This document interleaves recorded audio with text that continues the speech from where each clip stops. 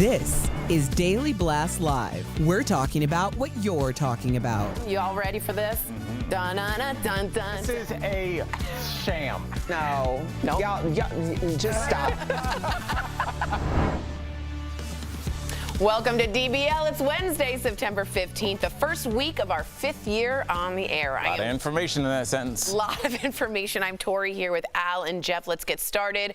Well, Britney Spears shocked her fans by deleting her Instagram account. Did y'all see this yesterday? Whoa! This comes as Britney is still in the middle of a bitter conservatorship battle with her dad, Jamie.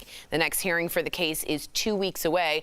Now, Britney reassured her fans on Twitter, writing, "She's fine. She's just taking a break to celebrate her engagement, and she will be back on soon." Britney has recently been posting some very racy photos and videos, so some are wondering if her deleting her page was actually planned ahead of her upcoming hearing. There was a thong on that, and she was feeling free to let go and show off her body a little bit more. What do you think, Jeff? I think when you're dealing in a conservatorship case about your mental health, these pictures aren't the best idea. It has nothing to do with women's rights, like you were kind of alluding to. I just think it's good for her to get rid of social media for a while. I think it's good for a lot of people out there, to be honest with you, to get rid of social media, but especially if you're in a conservator case dealing with your mental health. Right. I mean, and let's take it away from the world of like singing and entertainment, but like if you were an athlete and you were out of the league for partying too much, and you started posting pictures, you would want to either give somebody else your Instagram account, show people you gardening, you working with the community, either use it for your advantage or don't use it at all, because like they say, anything you do can and will be used against you. Yeah. These pictures, I mean, if I'm in that court and I'm deciding as a juror, I don't know how they do I don't know if it's just a judge, but if I see that back-to-back thong picture, I'm going to be like, you know? Yeah, I like that your athlete was gardening to show that he was normal. I just thought, I looked over to you, and I thought about you, yeah. I will say this, I completely agree with you, both of you. The lawyer, I think, just said get rid of it completely. You don't need one blip to make you feel or look a little out there. Now, do I think Britney should be able to do this? Yes, I think she's finally feeling like the sex pot she is. Like Christina Aguilera would wear tight things, she would wear tight things. Because she's never displayed that in the past before. Well, she's never done it on her own terms. She really hasn't. But there's a time and place for everything. That's she what is, she's because known for. but someone told Not her what to wear, when to do it, when she couldn't, when she wants to do it on her own terms. And I think that's awesome, but I also agree with you. For a lawyer, for conservatorship, get rid of all of that before the hearing. I completely agree. Why you look at me like that? On her own terms. It is on her own terms. I'm a stripper, but I'd rather take my clothes off on my own terms. Think about it. She's never been sexy by herself. She's had someone telling what to do. All right. Wow, we're in a good mood today. Speaking of Instagram, how bad is it for teen girls? Well, there's a pretty damning new report from the Wall Street Journal alleging that Facebook knows that Instagram is toxic for teen girls. The article goes on to describe internal research slides conducted by Facebook. They say things like 1 in 5 teens say that Instagram makes them feel worse about themselves.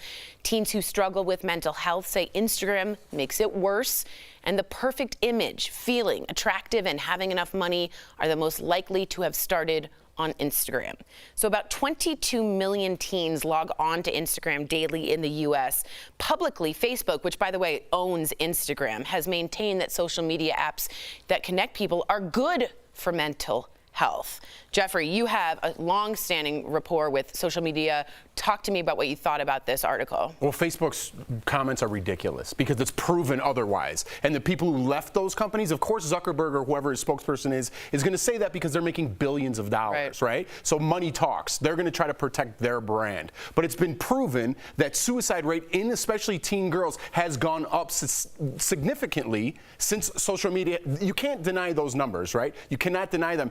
I've been saying that for years. Who am I? Nobody, right? We need celebrities to come out. We need other people, CEOs, former CEOs like they have on the Social Dilemma, if you watch Netflix, to catch yourself up a little bit. This is a problem, and it's a problem right now, but it's something we're not going to deal with, I'm thinking, for a couple more years now. I just want to let you know, you're absolutely right. Among teens who reported suicidal thoughts, 6% of American users trace the desire to kill themselves directly to Instagram. 13% of British people who've considered suicidal thoughts directly link to Instagram. There is a lot of Bill Gates from all the way back to Steve Jobs saying, now Mark Zuckerberg, they won't let their kids go on social media. Must be nice. Must be nice to have that option that their kids don't have to do anything, but they kind of release this Kraken on everybody else. And you know, fortunately, unfortunately, Jeff and I, and you too, Tori, we're part of this weird generation that has one foot in analog and one foot in digital, where we remember what it was like to be young, but still be internet free. So like, if you wore a funny shirt or a great looking shirt, you did it that day, and then it just went away. No one remembered it.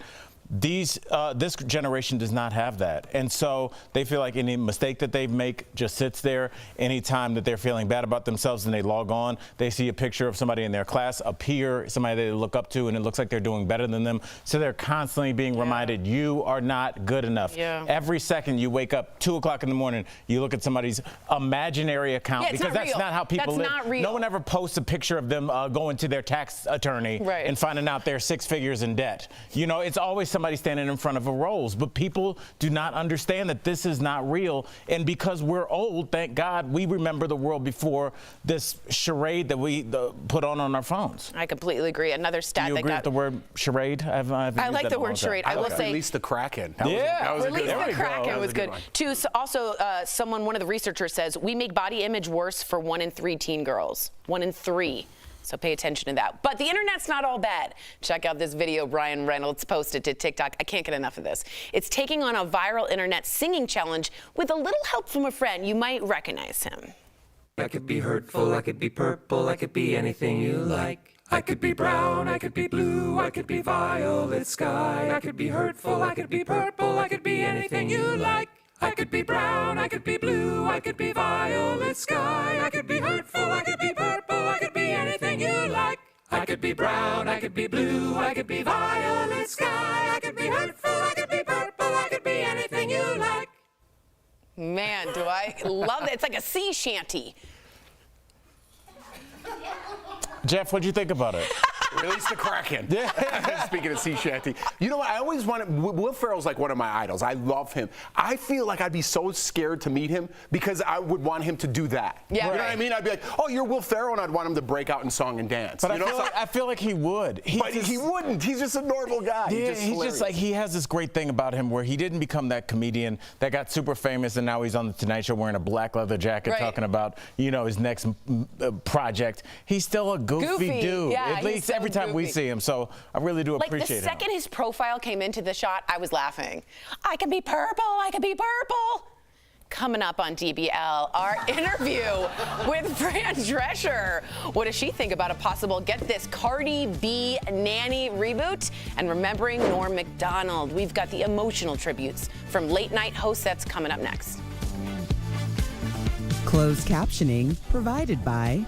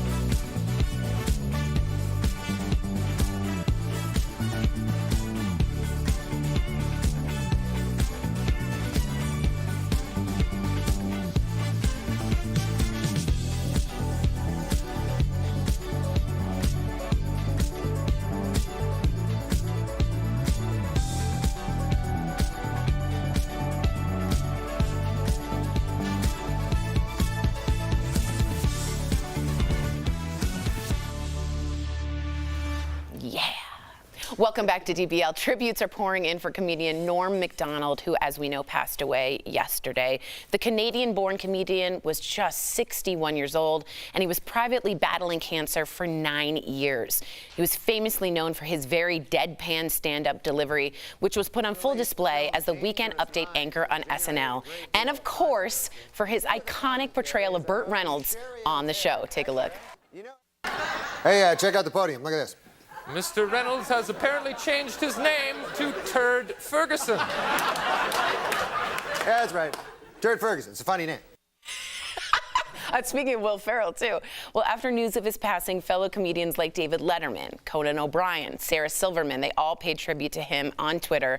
And late-night hosts like Seth Meyers and Jimmy Fallon honored their friend on their shows. Take a look.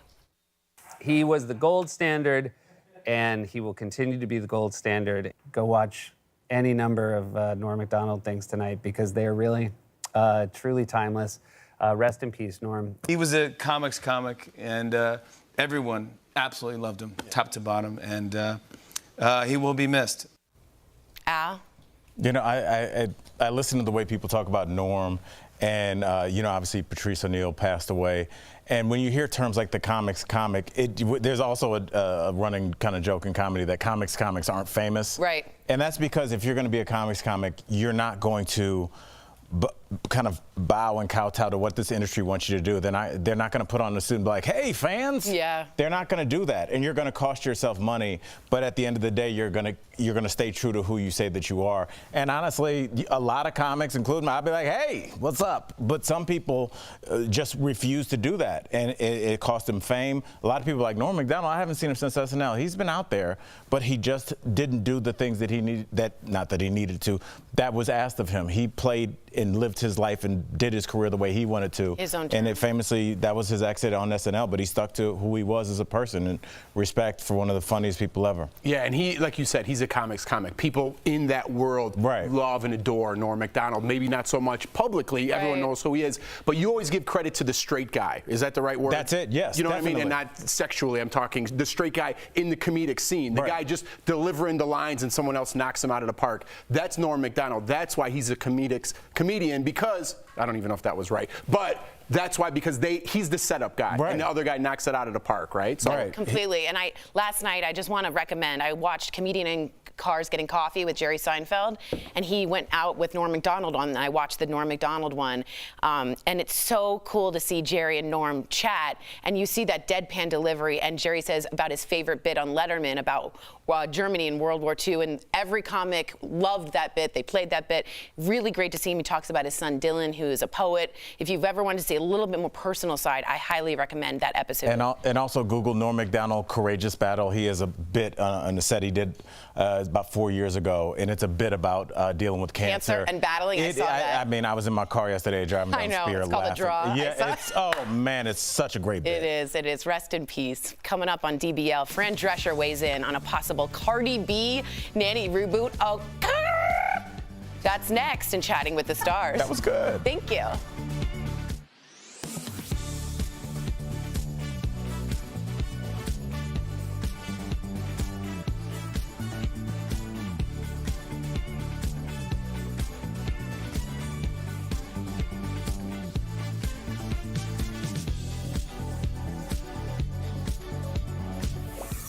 In 2020, we saw a record low number of flu cases across the country. You can chalk that up to a number of safety measures like masks, social distancing, and virtual school. Remember, the flu is less contagious than COVID, so all of that was enough to stop the virus in its tracks. But this year is a different story. COVID rules are more relaxed, meaning protections against the flu are gone too. And there are already some signs that this flu season could be a bad one. Right now, doctors are seeing a rare summer spike of RSV in kids. The respiratory disease usually doesn't surge until the winter. Public health experts see this as a sign that the flu could do the same. So what can you do about it? It's pretty simple. Doctors say get your flu shot before Halloween. Just like the COVID vaccine, flu shots are not 100% effective, but they do a lot to prevent serious symptoms and keep you out of already crowded hospitals. And that's connecting the dots.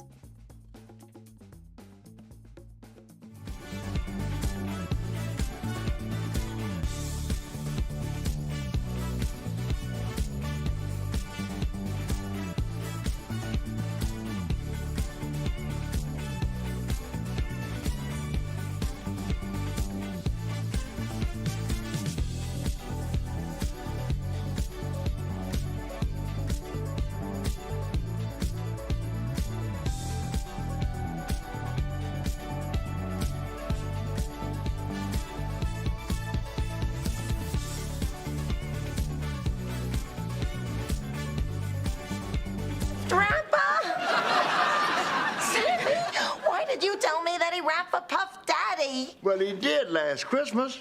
Yeah, she did. Puff likes lots of bowls and those little plastic Santas. And Welcome back to DBL. After 6 seasons, The Nanny went off the air, leaving Fran fans wanting more. But now there's talk of a reboot and a Broadway musical. Plus, Fran Drescher is still leading the fight against cancer in today's Chatting with the Stars. We're so happy that you could join us. We're glad that you're back. Let's talk cancer schmancer. You've been transforming healthcare and promoting awareness about cancer for years now. So what is the most important thing you want people to know about cancer prevention? That will save lives. Detox your home. We have a very progressive program, and people don't realize that we have a lot of carcinogens and toxins in our home, and that erodes the immune system. When your immune system is compromised, you become vulnerable to a lot of things. Cancer is the end stage of inflammation. And when you're exposed to things like toxins and carcinogens, you're going to start getting inflammation. Your immune system is going to be compromised, and you're going to be vulnerable to everything from virus to cancer, to autoimmune problems. There's a whole host of things, and it behooves us all to start reading labels, go organic, go eco-friendly, make our choices each and every day when we go shopping at the market, and replace unhealthy things with healthy things.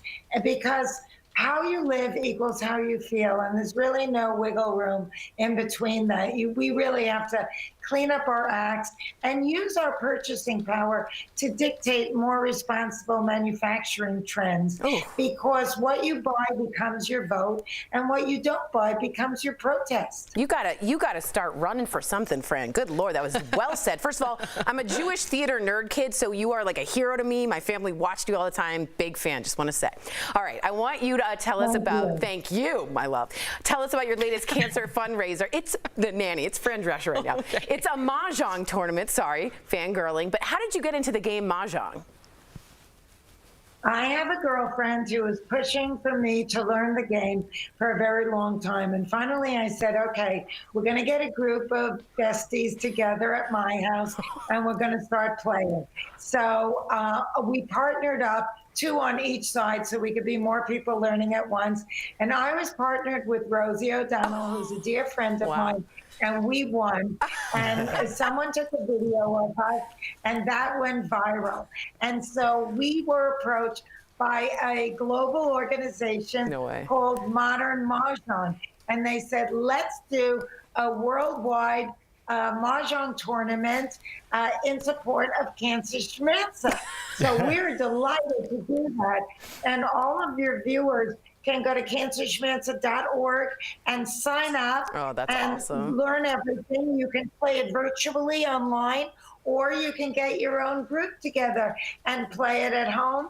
And we'll be raising money so that we can keep presenting the kinds of programs and educational videos that help empower people, transform them from being patients into medical consumers, and just learn how to pivot your life towards healthness and a bolstered and strong immune system.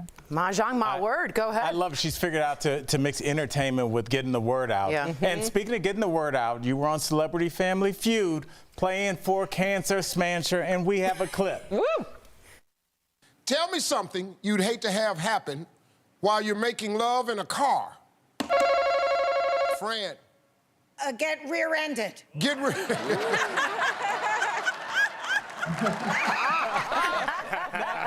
Now, did that just come out? Were you trying to make us laugh, or did that just come out of you? Well, I said it, and then I realized this is funny. She realizes. So, Fran, I wanted to pay you a compliment. You look absolutely beautiful. Yes. Last time we talked, I didn't get a chance to talk to you about that, but I just wanted to tell you that from maybe back in the day, I had a little crush and maybe I still do. Maybe I still do. All right, but let's get to the nanny. Let's get to the Nanny Reboot. That the fans are very much interested in. Yes. Cardi B might be taking on that role. Have you spoke to her about being in this reboot? That's something that I said I thought would be a good way to go. She has often compared her style with mine and done kind of a split side-by-side photo on her IG account. And I think she's wildly talented, very funny, and she has a funny voice. So one of the ideas that I had that we've been bantering about when we're ready to move forward is possibly doing a updated version of it, bringing it into the 21st century and including a lot more people of color. But we're not working on that right now because we're still working on the Broadway musical. Yes. And, hopefully that'll be a big hit. She wears so many hats. And you mentioned her running for something. She's the SAG-AFTRA president. I'm saying she should run. I know, but she should be president of the United States, is what I'm saying. That could come next, Fran. That could come next. Yep. Wow. Fran Drescher, thank you so much. This is how Ronald Reagan started. Amen, sister. There we go. Thank you for joining us. DBL Nation, you can donate to Cancer Schmancer by texting the word FRAN to 44321, or of course, visit cancerschmancer.org. We appreciate you. We'll be right back. Bye, Fran. Good to see you. Thank you all. Be well. Promotional consideration is brought to you by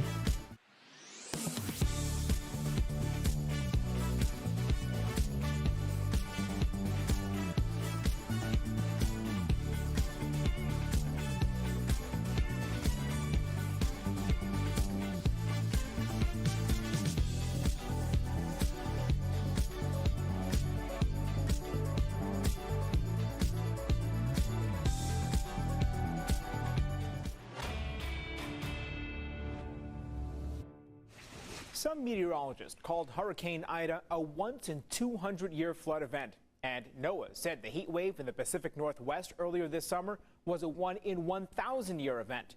But some social media users say these one-in-however-many-year events seem to be happening more often. So let's verify. Are rare extreme weather events happening more frequently? Our sources are NOAA, the Intergovernmental Panel on Climate Change, and the U.S. Global Climate Change Research Program. Part of the confusion stems from the definition of a 100-year storm. NOAA says that doesn't mean a storm that hits every 100 years, but instead a storm that has a 1% chance of happening in a given year. The odds are based on past records and don't account for climate change that we're seeing today. One way NOAA tracks the impact of storms is whether they cause more than $1 billion in damage adjusted for inflation. In the 1980s, there were less than 3 costly storms each year. That jumped to nearly 13 in the 2010s and 22 in 2020 alone. AccuWeather estimates Ida caused $95 billion in damage, making it one of the costliest storms of this century. So it's true. Rare extreme weather events are happening more frequently, and we'll likely see more 1-in-100-year storms in the future because that statistic doesn't account for the continued impact of climate change. With your Verify, I'm Brandon Lewis.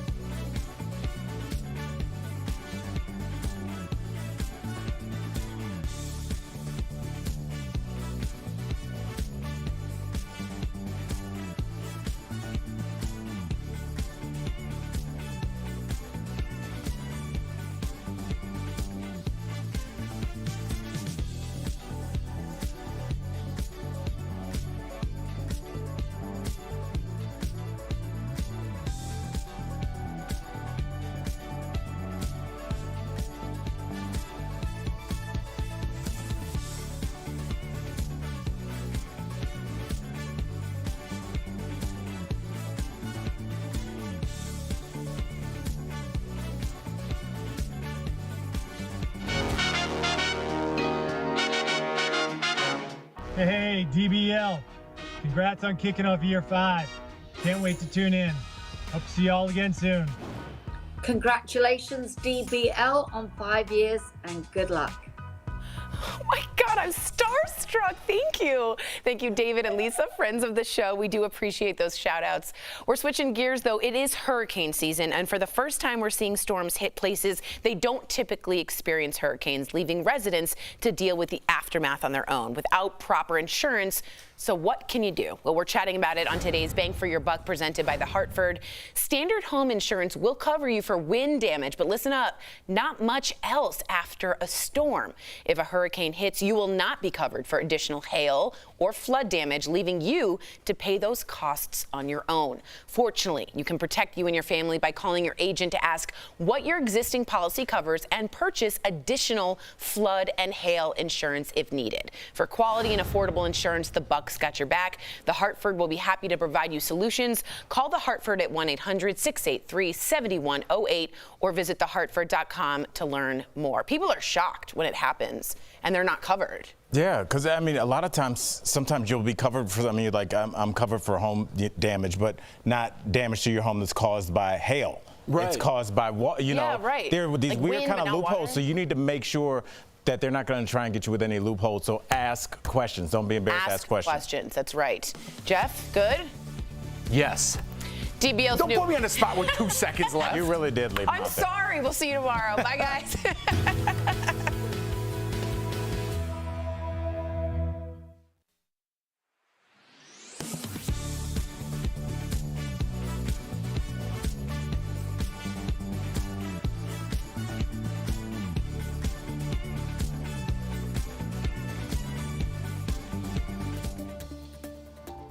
A majority of Hispanics surveyed say they generally prefer to identify themselves by their country of origin rather than by the labels Latino or Hispanic.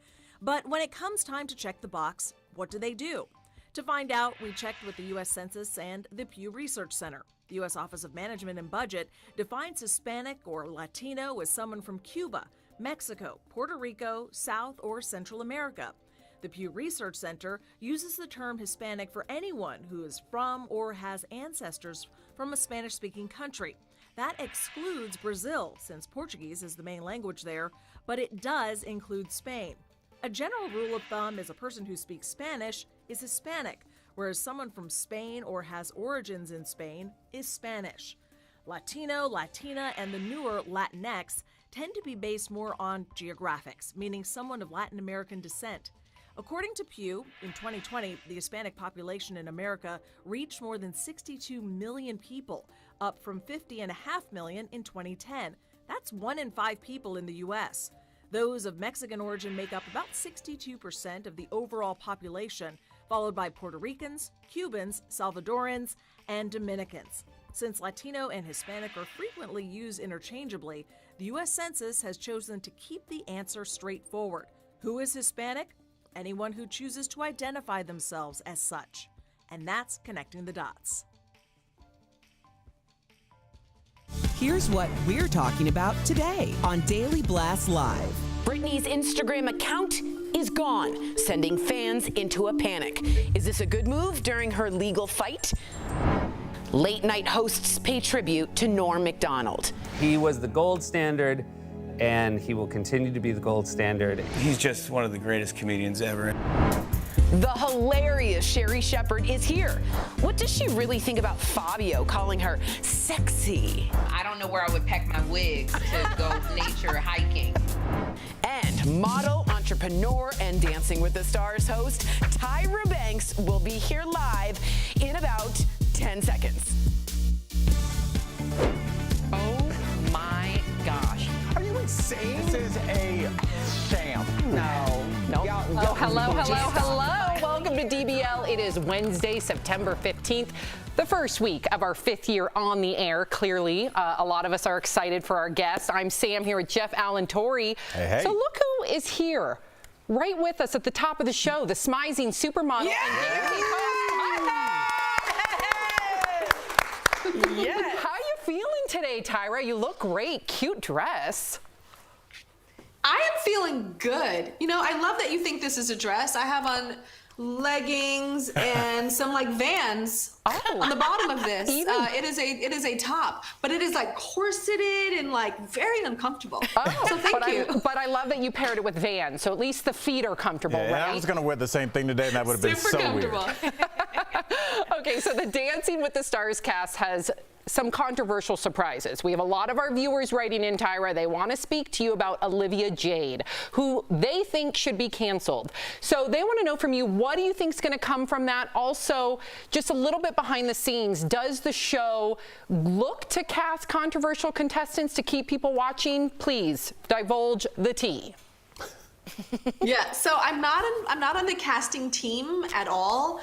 I get some FYIs and some kind of like what do they think my opinion is, but I don't make the final decisions. But you know, I think we have to remember sometimes people are human beings, and there's different sides to stories, and there's a whole world. We are so like, we don't have time, you know, it's just like there's news and there's stuff happening all the time, and you're flipping and you're flipping and you're seeing, oh, this person means this and this person means this, and you put them in a category and you dismiss them and you move on. But they're human beings with a whole other side of stuff, or a truth that you don't know. So I think we need to give Olivia a chance and listen to her side of this. Of course, she's going to share her story, and I guarantee you, you're going to hear things like, dang, I didn't know that. So just give her a chance. Just listen. Amen. Well said. Tyra Banks. I like it. Another contestant, Tyra, that's getting a lot of buzz is Jojo Siwa, because typically males lead on the dance floor. She is the first same-sex couple on Dancing with the Stars. 2 females. How is this going to work out? Who leads in this situation, Tyra? First of all, let's talk about a man leading on the dance floor all the time. Right? We got women CEOs. We got women like breaking the news down right there in Denver. We've got all these women leading and doing their thing, but a man is still leading on the dance floor. We need to break that ballroom ceiling, first of all. That's another thing. So that's a whole other thing, separately from what Jojo Siwa is doing, which is breaking the ceiling off of what we have been taught is love, and what we have been taught is dance. And for her to be so young and to do this, and I always say that when you're first, you are breaking down the walls, you are going through that forest, you're getting cuts and scratches and brambles all stuck to you, but you are opening the door and making the way for other people to not feel that pain. And so what she is doing is like loud and brash and beautiful, and she's actually saving lives in the process. I truly believe that. I totally agree. When you're a pioneer, you take the heat, but she has to be brave enough to do it. Unbelievable, right? All right, as a gorgeous supermodel, you might not have known you are, but you can wear just about anything. And we just saw the Met Gala. There's a lot of looks going on. I need to know what inspires your looks and about this season. What is surprises in store? What are you looking for this season? Headdresses, maybe? Yeah, is there any Iman like headdresses I could do? Of course there is. I literally, while I was like waiting to come on the air with you guys, I am like in like pinch. Uh-oh. Oh, no, she's frozen. Oh, we can all, hey, quick, we can zoom in on what she's looking at on her phone. That's amazing. We have a little bit of a technical difficulty right now, but we have our team on it, so we will keep you posted. We're going to pause with that. Speaking of Tyra Banks, okay, so just knowing that she is involved, right? I know she's not on the casting side, but as someone who's executive producing now, Al, who is hosting, you can tell that the controversy in her mind maybe are those that maybe are misunderstood. Maybe we're going to learn something new about Olivia Jade and Jojo Siwa. Well, Sam, look no different than this panel. I mean, we read things on the internet all the time about each panel member, and you're like, oh, you don't know them at all. That's not who they are. And I think she's exactly right. We even though we do research on the show, we only know one side because we're probably still kind of reading the same story. But you don't know people as a 360. And I think that she's getting to do that because she's working with these people for so long. So I loved her perspective. And I'm just going to say this, guys, that technical difficulty might have derailed the best interview we've ever had. I know, but she is just wait. phenomenal. We can see if we're going to get her back. Yes. But what did you think about Tyra? Like, because Dancing with the Stars seems like just an entertainment show. It doesn't seem like an entertainment show when she talks about it. Well, I loved her answer, by the way, because you got to give people a second chance. You need a road back. And was it her fault? Was it her parents' fault? lifestyle, who's to blame? Their parents did time for it. Are they now absolved of the crime? Right. So when do we move on from this? And people want to already shortchange Olivia, right? Give her a chance, like Tyra said. Let's see a different side. And that's what I think people are going to tune in to see. Let's see a different side to this person. And it's going to be more than just dancing. We're going to get the lifestyle like we did with Jojo Siwa. We're going to see behind the scenes of what her life is exactly like. I got cut off. I was in the middle of a rant, and it was good. It was super good. Did it change your mind because you disagreed with Jeff? You thought that Olivia Jade should not have been on the show. So did Tyra just change your mind? Be honest. In a way, I always have a hard time thinking who is going to root for Olivia Jade, who can be like, go Olivia, go do the Paso Dobles. But when she said, yo, give her a chance, you got to hear that. And what you just said actually made me thought her parents have also done the time. Don't they get absolved after that? All right, well, we'll have to wait and find out. Hopefully we get Tyra when we come back. We're going to go to break. We'll see. Closed captioning provided by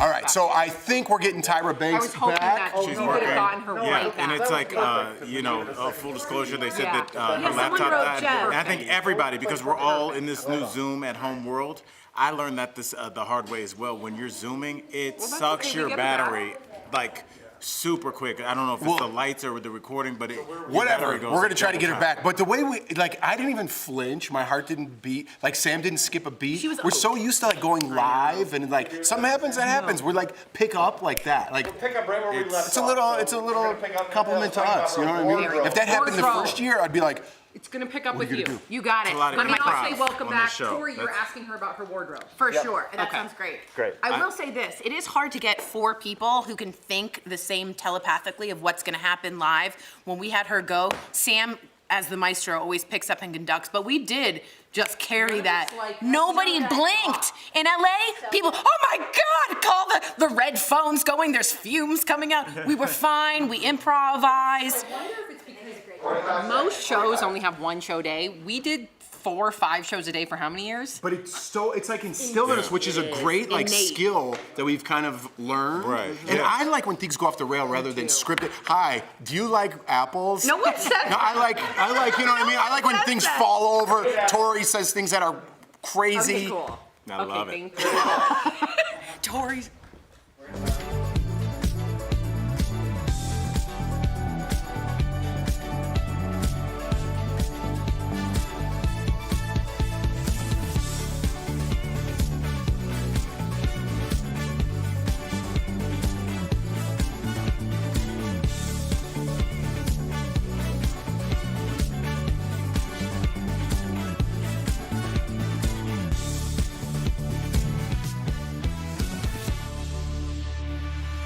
Oh, live TV. We are back and we got Miss Tyra. Okay, so Tyra, we're back. Let's pick up where we left off. You were talking about your headdresses and you held up your phone.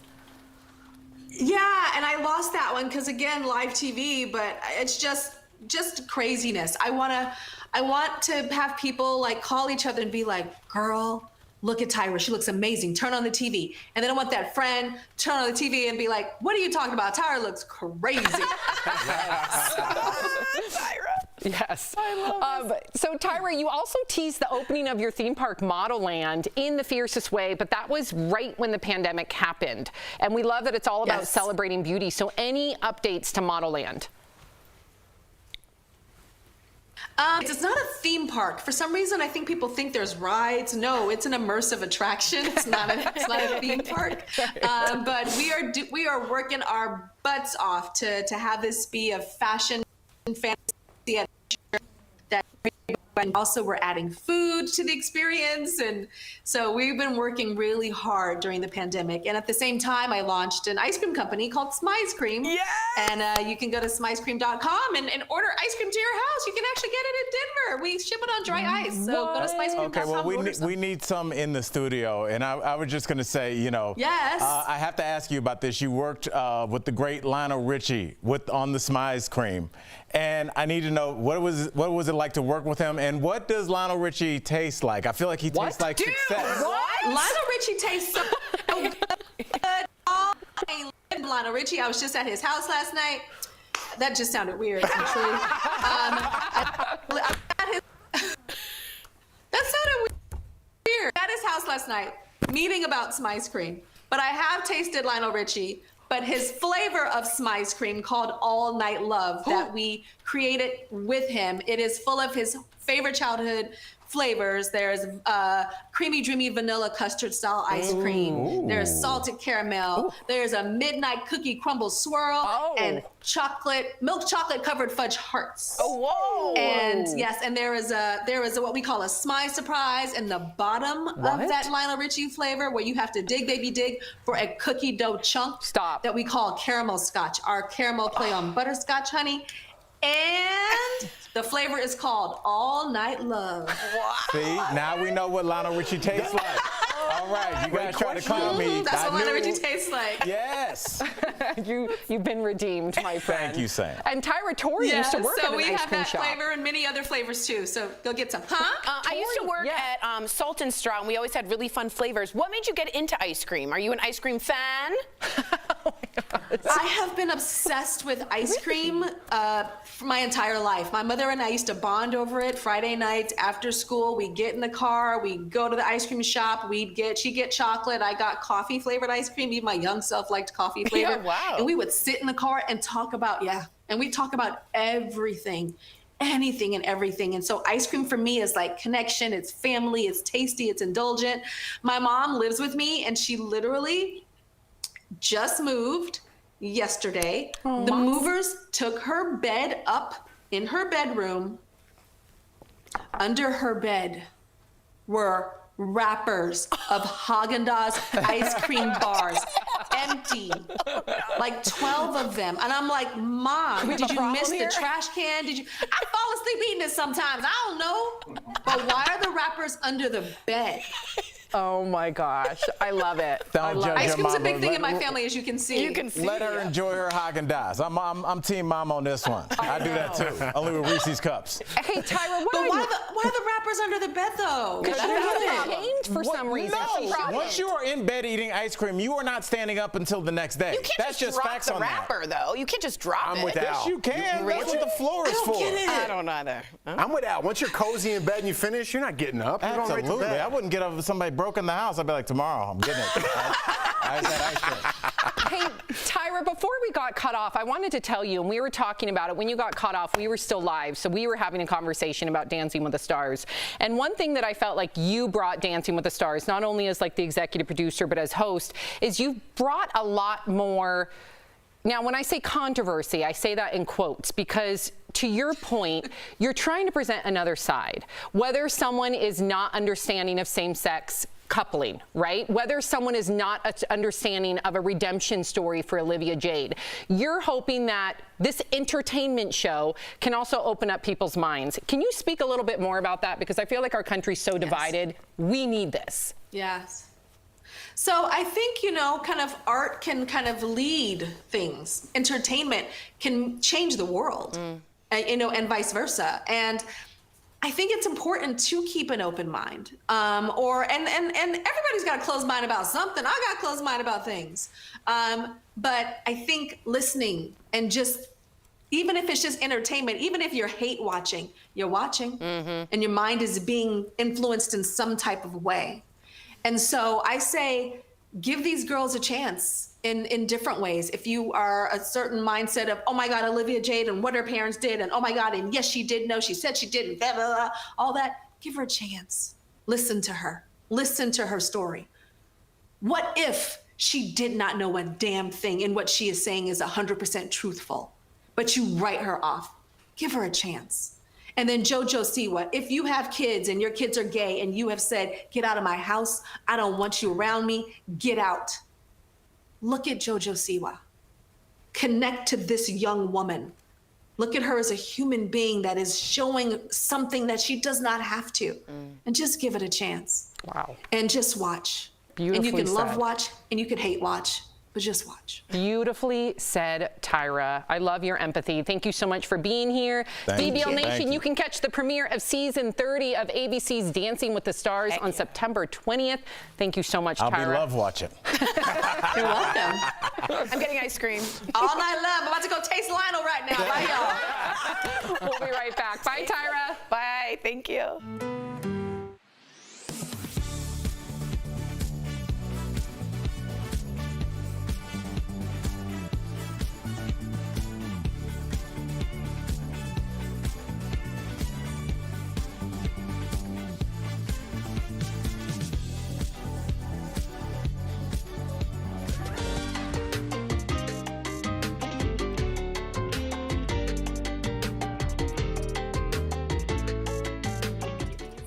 Spielberg's West Side Story trailer is out. And there is no brown face. Progress. My name is Sofia Gonzalez, and the Jets and the Sharks are back, baby. Rachel Zegler is Maria Maria, and Ansel Elgort is Tony. And the Hispanic cast is actually Hispanic. It only took 60 years, Hollywood. Good job. Just in time for Hispanic Heritage Month, which actually starts today. That includes everyone who derives from a country of Spanish descent. So grab your cafecito and turn on your TV every day until October 15th, because here at DBL, we'll be highlighting influential Hispanic people throughout, like Rita Moreno from the OG West Side Story, who actually won an Emmy, a Grammy, an Oscar, a Tony. And if you have someone in mind, leave us a comment and let us know.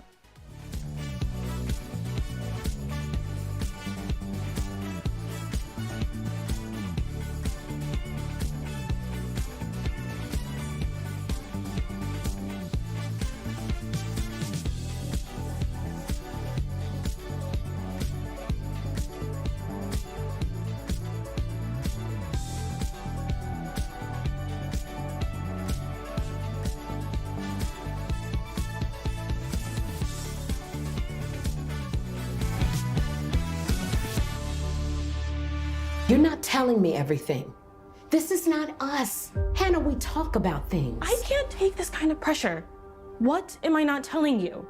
We hung out, we watched movies, and we fell asleep. It was a boring night. Who else was there?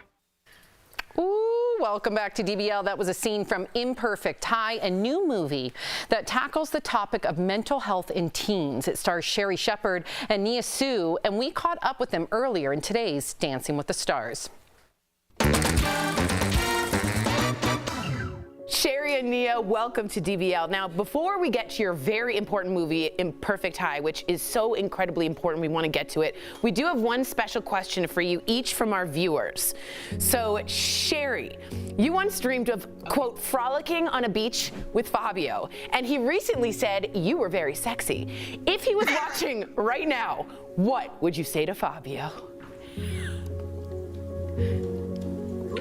I would say to Fabio, I would go out with you, but you said that you like women who like nature and hiking. I don't know where I would pack my wigs to go nature hiking. If you want to take me, get a massage at the Four Seasons to a remote island with a pool and a jacuzzi, I'm so on a date with you. I think you're sexy too. We're gonna be a Tell Fabio the door is open. The door's open. I love it. All right, now Nia, obviously you started off on Lifetime's Dance Moms just like YouTube star Jojo Siwa. Now, she's gonna be competing on Dancing with the Stars this season. Now, a lot of people are saying it's not fair for professionally trained dancers to compete on Dancing with the Stars. So what would you say to them?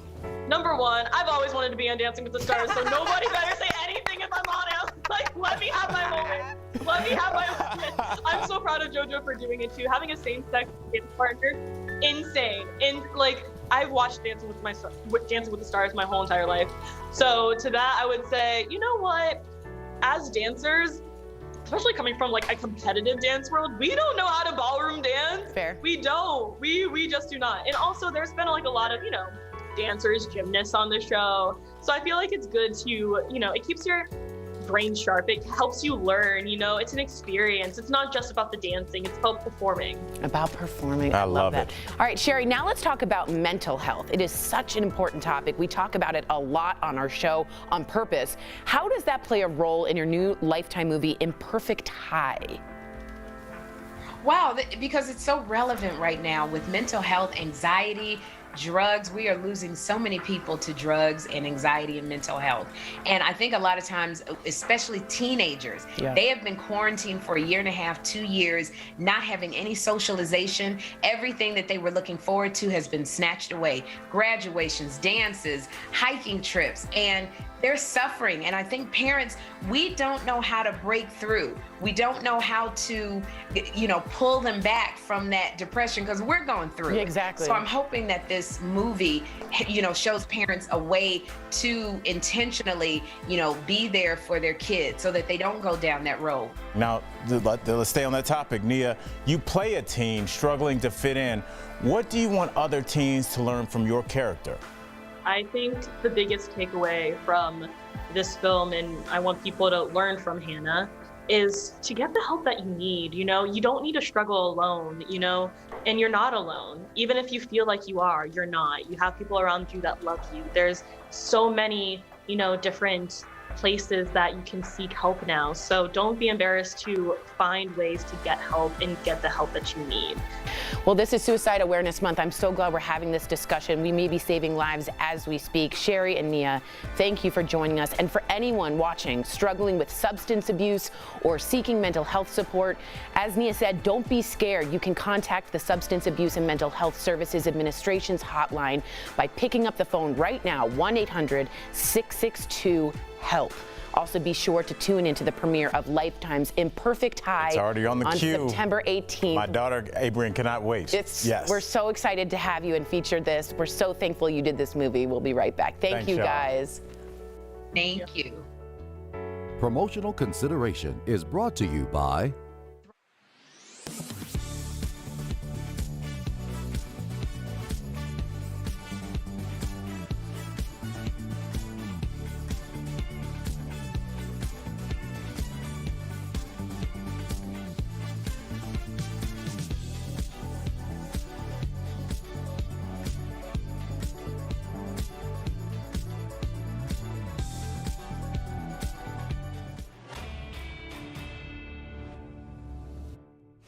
Some meteorologists called Hurricane Ida a once-in-200-year flood event. And NOAA said the heat wave in the Pacific Northwest earlier this summer was a 1-in-1,000-year event. But some social media users say these one-in-however-many-year events seem to be happening more often. So let's verify. Are rare extreme weather events happening more frequently? Our sources are NOAA, the Intergovernmental Panel on Climate Change, and the U.S. Global Climate Change Research Program. Part of the confusion stems from the definition of a 100-year storm. NOAA says that doesn't mean a storm that hits every 100 years, but instead a storm that has a 1% chance of happening in a given year. The odds are based on past records and don't account for climate change that we're seeing today. One way NOAA tracks the impact of storms is whether they cause more than $1 billion in damage adjusted for inflation. In the 1980s, there were less than 3 costly storms each year. That jumped to nearly 13 in the 2010s and 22 in 2020 alone. AccuWeather estimates Ida caused $95 billion in damage, making it one of the costliest storms of this century. So it's true.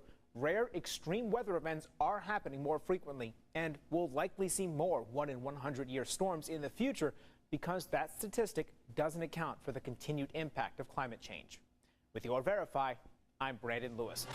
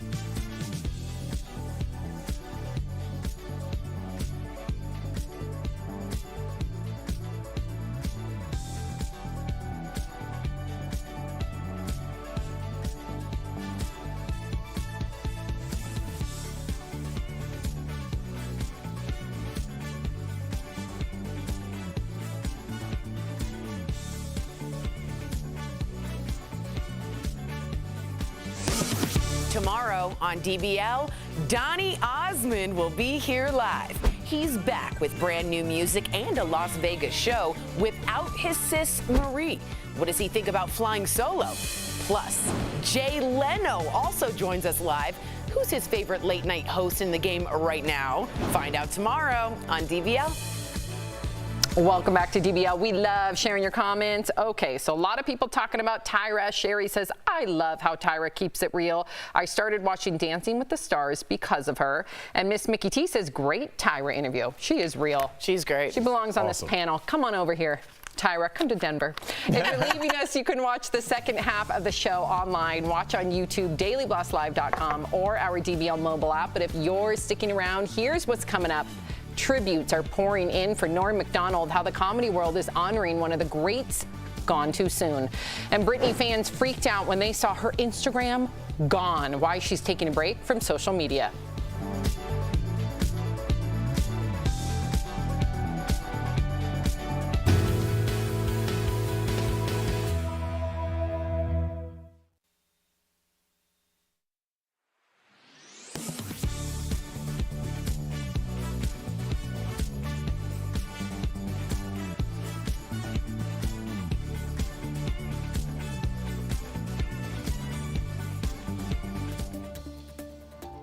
A majority of Hispanics surveyed say they generally prefer to identify themselves by their country of origin rather than by the labels Latino or Hispanic. But when it comes time to check the box, what do they do? To find out, we checked with the U.S. Census and the Pew Research Center. The U.S. Office of Management and Budget defines Hispanic or Latino as someone from Cuba, Mexico, Puerto Rico, South or Central America. The Pew Research Center uses the term Hispanic for anyone who is from or has ancestors from a Spanish-speaking country. That excludes Brazil, since Portuguese is the main language there, but it does include Spain. A general rule of thumb is a person who speaks Spanish is Hispanic, whereas someone from Spain or has origins in Spain is Spanish. Latino, Latina, and the newer Latinx tend to be based more on geographics, meaning someone of Latin American descent. According to Pew, in 2020, the Hispanic population in America reached more than 62 million people, up from 50.5 million in 2010. That's 1 in 5 people in the U.S. Those of Mexican origin make up about 62% of the overall population, followed by Puerto Ricans, Cubans, Salvadorans, and Dominicans. Since Latino and Hispanic are frequently used interchangeably, the U.S. Census has chosen to keep the answer straightforward. Who is Hispanic? Anyone who chooses to identify themselves as such. And that's connecting the dots.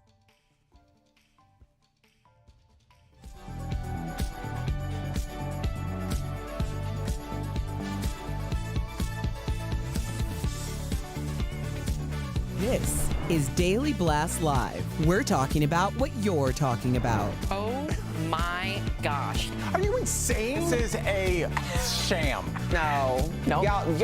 Just It's stop. Finally here. Drum roll. That's hilarious. Oh, hi. Sorry, we were having a little chat. It's our break. Okay.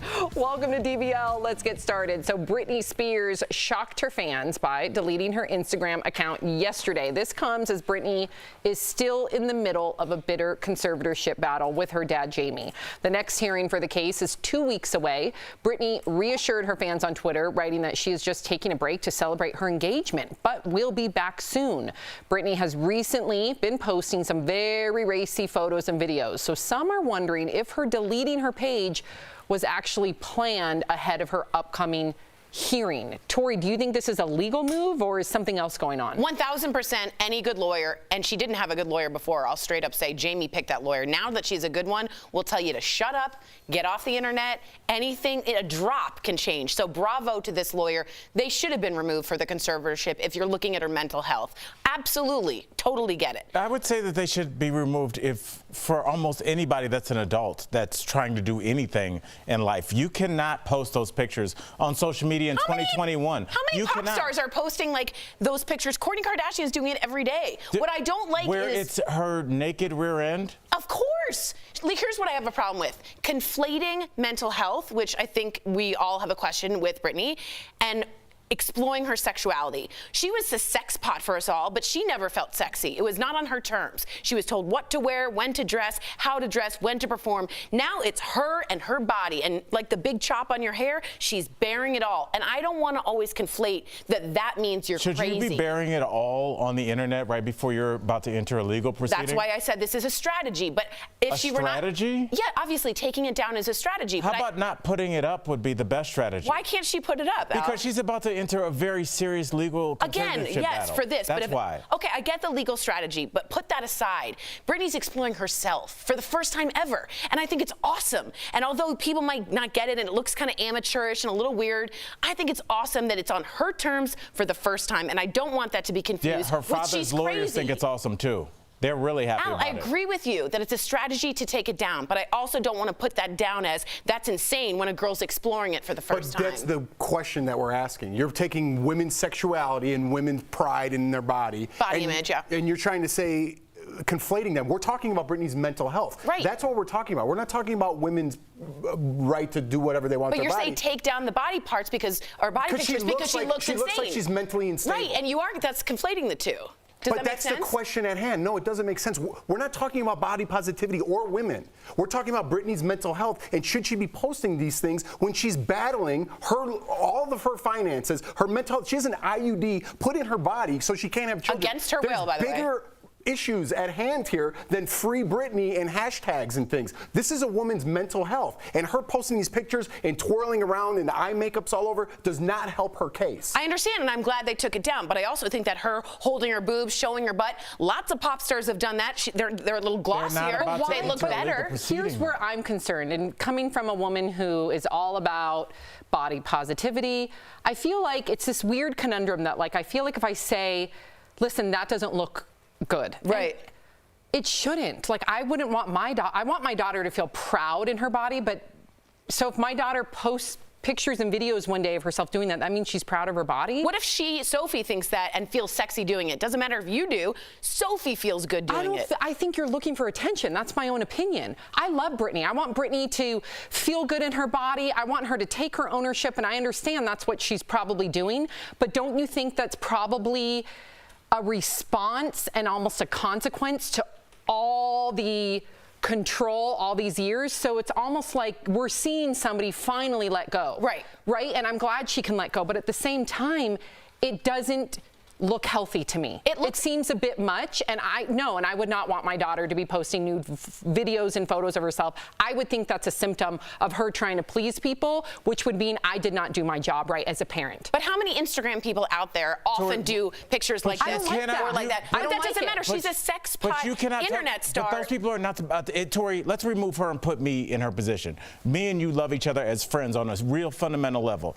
If I was about to enter this in a couple weeks and you looked at my Instagram and there were pictures of me wearing a ridiculous thong. Of course, I'd say take it down. And I'm taking shots of alcohol. Of course. But why? Not would you? Because it's your character, and it looks it looks bad to who? It looks bad to the judges, to the juror, who's ever there. I get it. Right. I understand. But I get taking it down. Again, I've never said she shouldn't take it down. But I'm saying the idea to conflate those two is dangerous to women's body image. She's feeling free, and we're saying that looks crazy. I don't want that, though, Tori, because you're painting this narrative that if I say that to me looks like a symptom of something else, all of a sudden I'm not for body positivity and feminism. Like that makes me. That's the labels that we throw around nowadays. But it doesn't matter that you don't like it. It matters that Britney likes it. But is she that happy? But Britney feels good doing it. But you know that. She wrote, "Thank God, free Britney. You guys rock. You guys are letting me be me. Finally." It doesn't matter what we think. She's not under a thumb of someone for the very first time. And just like you take your hair off, she is bearing it to be herself. And I think that's really important. But sometimes people are also calling out for help, Tori. And if anybody watching, and all of us on this panel have dealt with somebody that we loved, that we have known go through a mental episode. If you live long enough, you probably will Taking as well. pictures like this to me isn't a mental episode. If you see them going through that, Tori, there are two ways to look at this. Hey, my buddy Jeff looks like he's going through things, or somebody else that doesn't know him will be like, good for Jeff. He's telling DBL he doesn't care. He's going to post naked Instagram TV videos. But like, I have a closer look at that, and I'm saying this is not how my friend normally acts. This is somebody that's going through something that's very serious, and it looks like positivity, but it might be something bigger. Yeah. I think we've gotten to the bottom of it. All right. It was a good conversation. It was good. And I agree that it should be taken down with all of you. I think it was a great conversation. All right. Was it a good conversation? It was. It was a good one. Okay, so tributes are pouring in for comedian Nora Macdonald. As we mentioned, he did pass away yesterday. The Canadian-born comedian was 61 and was privately battling cancer for 9 years. He was famously known for his deadpan stand-up delivery, which was put on full display as the Weekend Update anchor on SNL, and for his iconic portrayal of Burt Reynolds. Take a look. Mr. Reynolds, what are you doing? Yeah, I found this backstage. Oversized hat. It's funny. No, it's not. Sure it is. It's funny. It's funny because it's bigger than a normal hat. I see that. Get back to your podium. Take a look at that. Yeah, I see it. Go back to your podium. It's not funny. After news of his passing, fellow comedians like David Letterman, Conan O'Brien, and Sarah Silverman paid tribute to him on Twitter, and late-night hosts like Seth Meyers and Jimmy Fallon honored their friend as well. Watch. He was the gold standard, and he will continue to be the gold standard. Go watch any number of Nora Macdonald things tonight because they are really, truly timeless. Rest in peace, Norm. He was a comics comic, and everyone absolutely loved him, top to bottom, and he will be missed. Al, you're a comic. What does a comic mean? It's a term used in the industry amongst comics, and it's kind of like it's a term where it's like the guy that makes the people that are paid to make other people laugh. He's the guy that makes them laugh, and it's a person that's hard to find. It's a person that sticks to their morals, and it has an authenticity that is so pronounced that it almost is bad career-wise. Right. But they stay with who they are, and that's who Norm was. And he walked it like he talked it, and he'll be missed. Wow. You were chuckling when you were watching him. Do you remember that scene? Yeah. Al always, gives thanks to the straight guy in the scene, right? In the comedic scene, and that was Nora Macdonald. Yeah. He was one of the greats. Yeah. May he rest in peace. We are thinking of his family. Coming up on DBL, Days of Our Lives actress, there she is, Victoria Konefal joins us live. Yes, we're talking with her next, so stay tuned. It's Hispanic Heritage Month, and DBL is celebrating by bringing attention to those who have left their mark on Hispanic culture. Today, we honor Lin-Manuel Miranda, a Puerto Rican-American composer, actor, and writer, best known for his groundbreaking hip-hop musical, Hamilton. First time I'm thinking past tomorrow. In 2017, after Hurricane Maria devastated Puerto Rico, he partnered with the Flamboyant Foundation to raise $15 million for arts and culture on the island, proving his talents go far beyond the lights of Broadway. Closed captioning provided by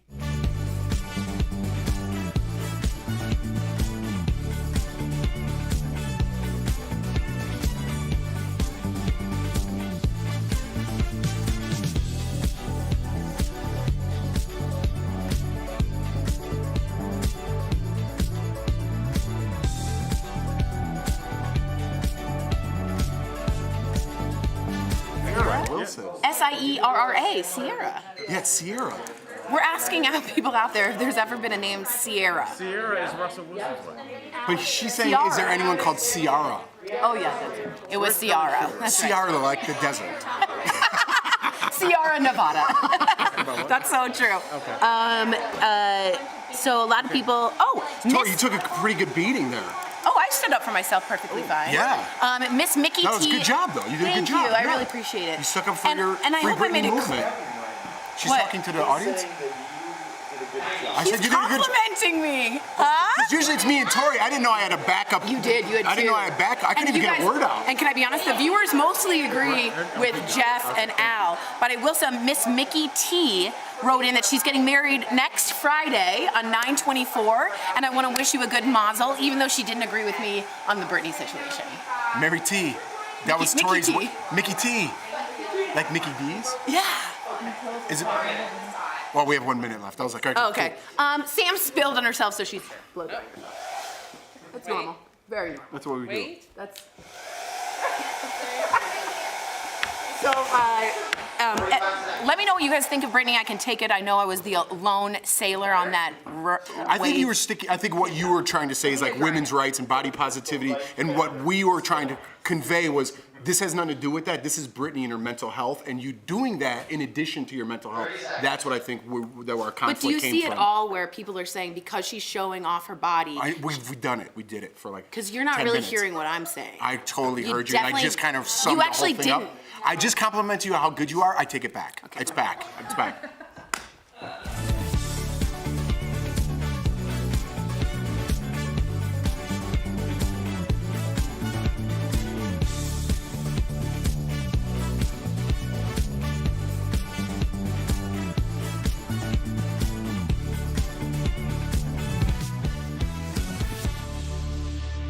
You know what this sweater's made out of? What? Looks like marriage material. Oh my gosh, it was a slap that echoed through DBL history. Actress Victoria Konefal was able, by the way, Victoria, to do the one thing that Tori Right here, has baby. dreamed about multiple times. Bless you. Welcome to the show. How are you feeling today? Thank you so much for having me. I'm feeling great. And I love that clip that you picked. I forgot that it existed. So thank you for bringing that back up. Oh, Lord. We got to teach Tori how to do it because she might get a little too realistic. Very if real. we ever try Very that. real. Victoria, good to see you again. When we filmed the interview in LA, you said I was the one of your first slaps on set. Has that changed? Are they letting you slap people around on set? Oh, I've slapped so many people since then. I've punched, I've thrown them onto tables, I've hit them with baseball bats. It's quite violent on the set, actually. It's like The Walking Dead over there. I had the best time coming to visit you guys. You guys are fantastic over there. You guys are. And in fact, you know, congrats is in order. At just 24 years old, you, my dear, are officially a Daytime Emmy Award winner. Yes! Victoria! Yes. So can you tell us about the moment you heard your name announced? Like, what went through your mind? Ooh, so I barely heard my name announced. Because it was a COVID Emmy, I got to celebrate with all my friends and family. I rented out this hotel room. And once we heard the V in my name, it was just a roar of screaming. And I just remember, like, not even processing that it was reality. I cupped my face into my hands and I was just breathing and everyone was screaming around me, hugging me, and just an outpour of love from those closest to me. It was really a moment for life. Now, usually Jeff asks this question, but I'm going to ask it before I get to my question. Where in the house is your Emmy? Oh, yeah. Oh, it is on my mantle right by the door. It is one of the first things I see when I leave and one of the first things I see when I come in. I love it. Thanks for asking that, buddy. Yeah, so you got to get that in. Now, you graduated from the prestigious LaGuardia High School for Performing Arts in NYC, the same school that, I don't know, some names like Jennifer Aniston, Adrian Brody, what's his name, Sarah Michelle Gellar, Al Pacino, and Liza Minnelli attended. Wow. Now, out of all these people I just listed, who would you want to be your next co-star? Ooh. Oh, that is a loaded question. Honestly, Al. I want to work with Al Pacino. Yeah. Ooh, Yeah. Al Jackson thought you were talking about him. He did for a second. If you didn't say Pacino, I would love to work with you one day. I'm gonna clip that. I'm gonna clip that. Just cut right when it says Al. I'll be like, see, all right, Hollywood, get on it. Victoria, before you said Pacino, I actually saw Al's body language like perk up. He actually thought. Why would she say you? Oh, God, that was funny. I have yet to be recognized for my acting talents. Oh, God, I gotta say, that was funny. I also have to say, Victoria, I'm a Victoria, too. So you're my namesake, and I always want to shout out Victoria. So that's cool. That's a terrible thing. Her namesake. What is this, Mortal Kombat? Whatever, that's cool. We share something in common. No, I love Victorias everywhere. I would Thank you. bond with a Victoria. See, thank you. It's a thing, yeah. It is a thing. It Thank is? you. No, yeah, there's a whole club. We meet once a year. All right. Last summer, you said you were actually going to step away from your full-time role as CR on the Days of Our Lives, but you returned. And my question to you is, what changed your mind? Well, COVID, being unemployed for so long. At some point I was kind of like, I gotta, figure out how to put bread back on the table. Totally. all jokes aside, the reason why I stepped away was because I wanted to pursue other potential opportunities, and my contract that I had with them was very limiting. And they came back to me with an offer that assured that I wouldn't be on contract. They would treat me and cast me as recurring. Wow. So technically I'm not on contract, which is the best of both worlds for me because I'm free to audition for other things. I'm free to take time for myself while maintaining this role. So it was a no-brainer for me. I had to, come back because I do love working on the show. It was a hard decision to leave, but ultimately I thought it would serve my greatest purpose. But yeah, they are so gracious and they worked out a schedule with me that works for the both of us. So I'm very, very happy to be a part of it. That's a Victoria for you. Say, side note, I'm not on contract with DBL, so like if I could do walk-on roles for, any kind of show that might need me. He's pitching himself to you right now, Victoria. I could be a guy in the background of a cafe sipping some coffee. Oh my gosh. You could get slapped at a bar too. Yes. That's on my vision board. You're in need of extras all the time. I'll put you through to the casting director. All right. I'm coming with you. All right, Victoria, your Beyond Salem co-star Lisa Rinna, who is known for being a housewife, has said that remembering soap opera lines is the hardest part of the job. I've interviewed a lot of soap stars. I always ask them this because I have trouble with this in my own life, not that I'm an actor or anything, but it's tough to remember those lines. Do you have any pointers you could give even actors out there or Lisa Rinna herself? Oh gosh, this is gonna sound so spoiled. I kind of have selective photographic memory, so I can just look at a page and kind of close my eyes and see where the words fall on the page. It's really weird. I thought that's how everyone memorized things, but apparently not. But I think that the biggest tip I can give is to listen to your partner, because if you listen to your co-star, you know what you're going to say. If you're genuinely in the scene, you can anticipate what your next line is going to be based off of what they give you. So be a good listener and be in the moment. Smart. That's great. What? I just That was good, Jack. And I use that technique too. I close my eyes and all the words go away. But other than that, we're on the same page. Victoria, we so adore you. Now to our DBL Nation, Days of Our Lives Beyond Salem is streaming on Peacock with new episodes dropping daily this week. Thank you so much, Victoria. Thank you. Thanks, Bye, Victoria. Victoria. Thank you for having me. We'll be right back.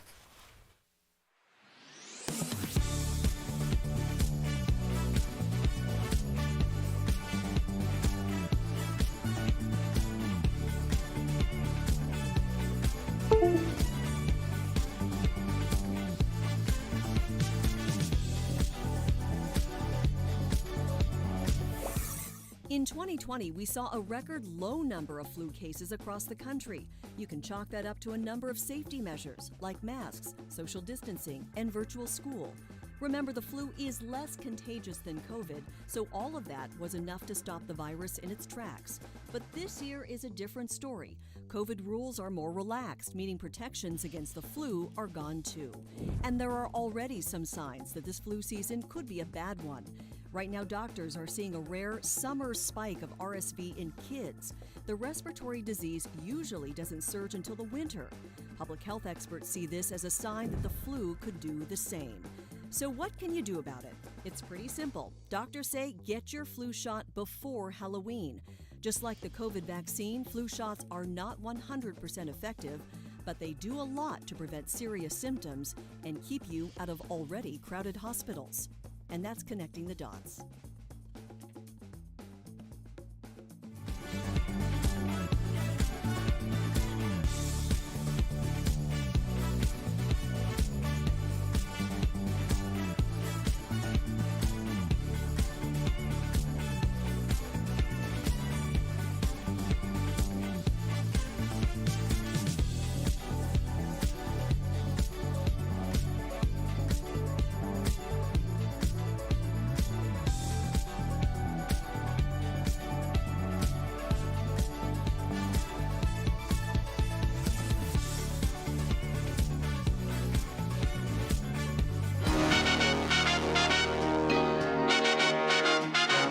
Hey, DBL. Congrats on kicking off year 5. Can't wait to tune in. Hope to see you all again soon. Congratulations, DBL, on 5 years, and good luck. Oh my goodness, thank you, David Chokachi and Lisa Vanderpump, friends of the show. Switching gears now, it is hurricane season, and for the first time, we are seeing storms hit places that don't typically experience hurricanes, leaving residents to deal with the aftermath on their own without proper insurance. So if any of you are affected, here are some tips. We're going to chat about it in today's Bang for Your Buck, presented by Hartford. Standard home insurance will cover you for wind damage, but not much else after a storm. If a hurricane hits, you won't be covered for additional hail and flood damage, leaving you to pay those costs on your own. Fortunately, you can protect you and your family by calling your agent to ask what your existing policy covers and purchase additional flood and hail insurance if needed. For quality and affordable insurance, the Buck's got your back. The Hartford will be happy to provide you solutions. So call the Hartford at 1-800-683-7108 or visit thehartford.com to learn more. We'll be right back. Promotional consideration is brought to you by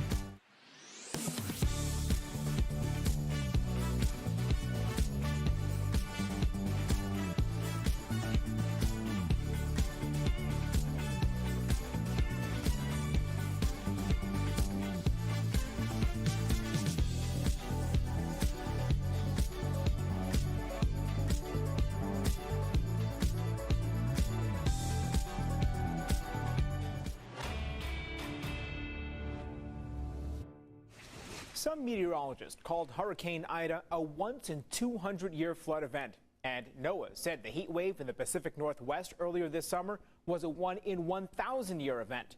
But some social media users say these one-in-however-many-year events seem to be happening more often. So let's verify. Are rare extreme weather events happening more frequently? Our sources are NOAA, the Intergovernmental Panel on Climate Change, and the U.S. Global Climate Change Research Program. Part of the confusion stems from the definition of a 100-year storm. NOAA says that doesn't mean a storm that hits every 100 years, but instead a storm that has a 1% chance of happening in a given year. The odds are based on past records and don't account for climate change that we're seeing today. One way NOAA tracks the impact of storms is whether they cause more than $1 billion in damage adjusted for inflation. In the 1980s, there were less than 3 costly storms each year. That jumped to nearly 13 in the 2010s and 22 in 2020 alone. AccuWeather estimates Ida caused $95 billion in damage, making it one of the costliest storms of this century. So it's true. Rare extreme weather events are happening more frequently, and we'll likely see more 1-in-100-year storms in the future because that statistic doesn't account for the continued impact of climate change. With your Verify, I'm Brandon Lewis.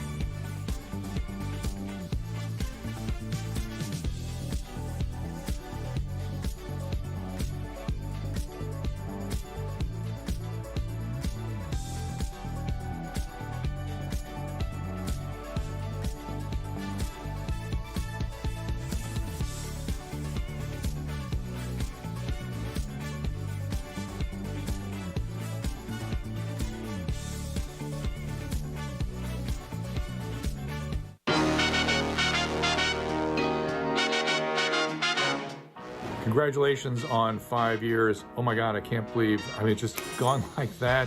I miss you guys. I wish I could be there with you, but just want to say congratulations. Well done. We're still talking about our breaks are better Britney than the Spears. show. We love you, Dr. Drew. We love you so much. This is our show. Yeah. Like, we just don't ever stop, whether the cameras are on or the cameras are off. Okay, so we do have an internet gem for you all. Check out this video Ryan Reynolds posted to TikTok, taking on a viral internet singing challenge with a little help from a friend. I could be hurtful, I could be purple, I could be anything you like. I could be brown, I could be blue, I could be violet sky. I could be hurtful, I could be purple, I could be anything you like. I could be brown, I could be blue, I could be violet sky. I could be hurtful, I could be purple, I could be anything you like.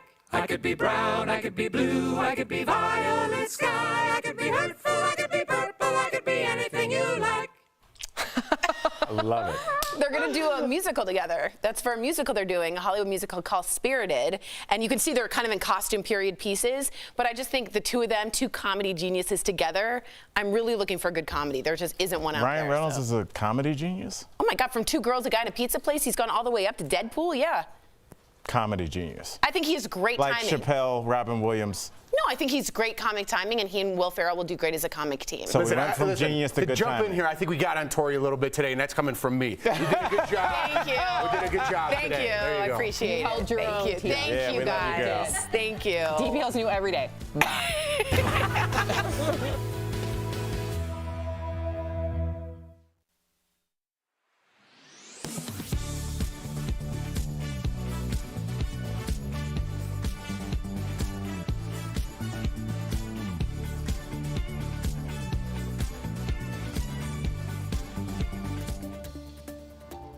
A majority of Hispanics surveyed say they generally prefer to identify themselves by their country of origin rather than by the labels Latino or Hispanic.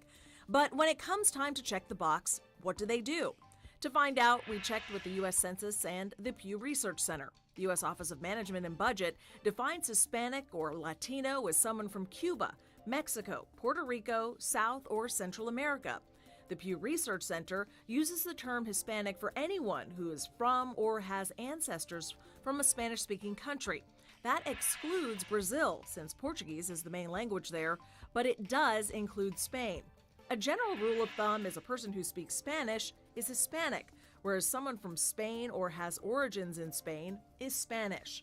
Latino, Latina, and the newer Latinx tend to be based more on geographics, meaning someone of Latin American descent. According to Pew, in 2020, the Hispanic population in America reached more than 62 million people, up from 50.5 million in 2010. That's 1 in 5 people in the U.S. Those of Mexican origin make up about 62% of the overall population, followed by Puerto Ricans, Cubans, Salvadorans, and Dominicans. Since Latino and Hispanic are frequently used interchangeably, the U.S. Census has chosen to keep the answer straightforward. Who is Hispanic? Anyone who chooses to identify themselves as such. And that's connecting the dots.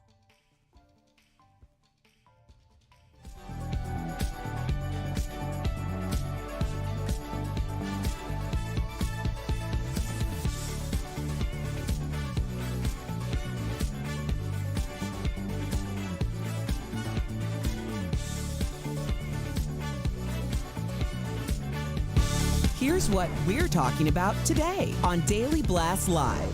Britney's Instagram account is gone, sending fans into a panic. Is this a good move during her legal fight? Late night hosts pay tribute to Nora Macdonald.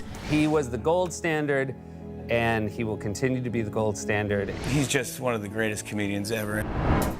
The hilarious Sherri Shepherd is here. What does she really think about Fabio calling her sexy? I don't know where I would pack my wigs to go nature hiking.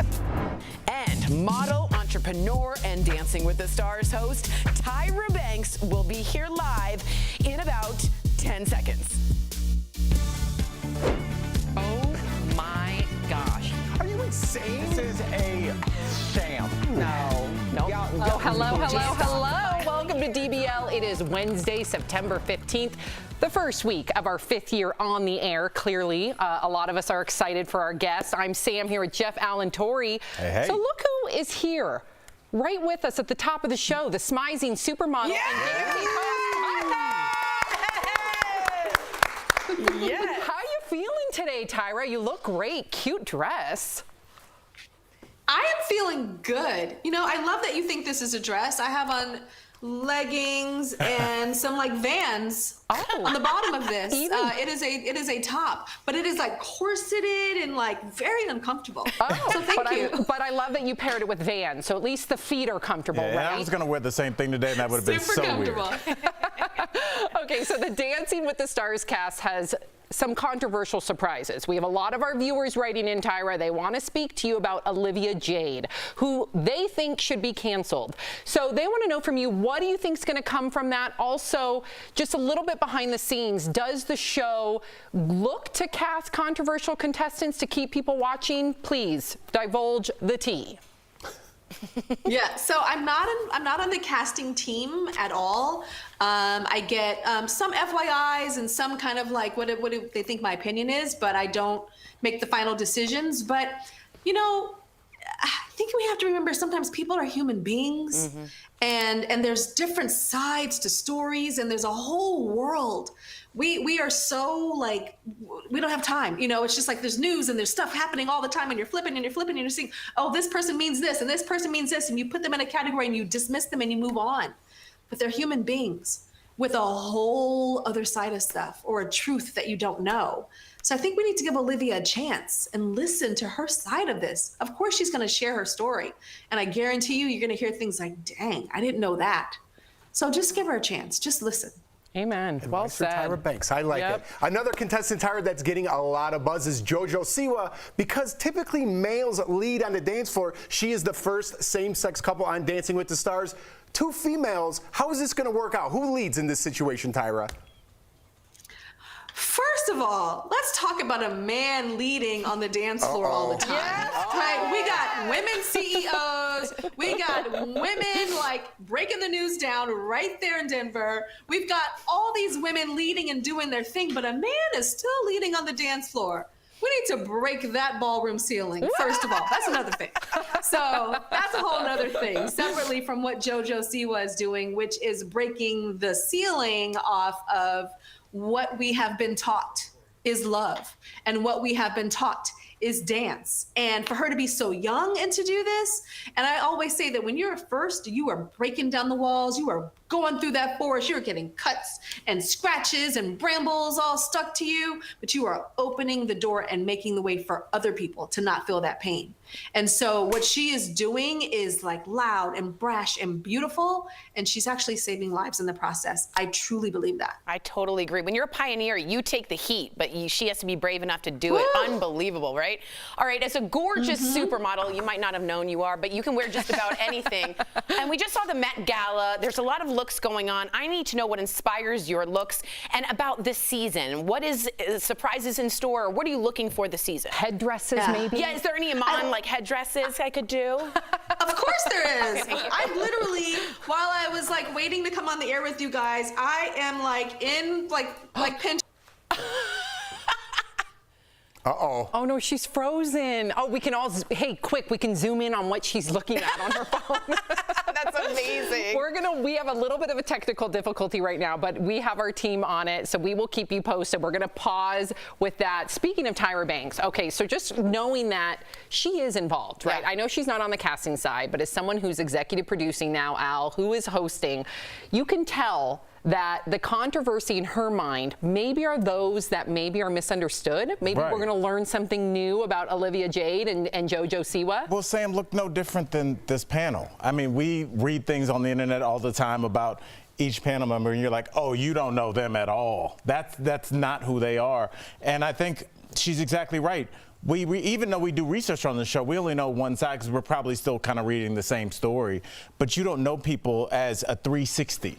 And I think that she's getting to do that because she's working with these people for so long. So I loved her perspective. And I'm just going to say this, guys, that technical difficulty might have derailed the best interview we've ever had. I know, but she is just wait. Phenomenal. We can see if we're going to get her back. But what did you think about Tyra? Like, because Dancing with the Stars seems like just an entertainment show. It doesn't seem like an entertainment show when she talks about it. Well, I loved her answer, by the way, because you got to give people a second chance. You need a road back. And was it her fault? Was it her parents' fault? who's to blame? Their parents did time for it. Are they now absolved of the crime? Right. So when do we move on from this? And people want to already shortchange Olivia, right? Give her a chance, like Tyra said. Let's see a different side. And that's what I think people are going to tune in to see. Let's see a different side to this person. And it's going to be more than just dancing. We're going to get the lifestyle like we did with Jojo Siwa. We're going to see behind the scenes of what her life is exactly like. I got cut off, but I was in the middle of a rant, and it was good. It was super good. Did it change your mind because you disagreed with Jeff? You thought that Olivia Jade should not have been on the show. So did Tyra just change your mind?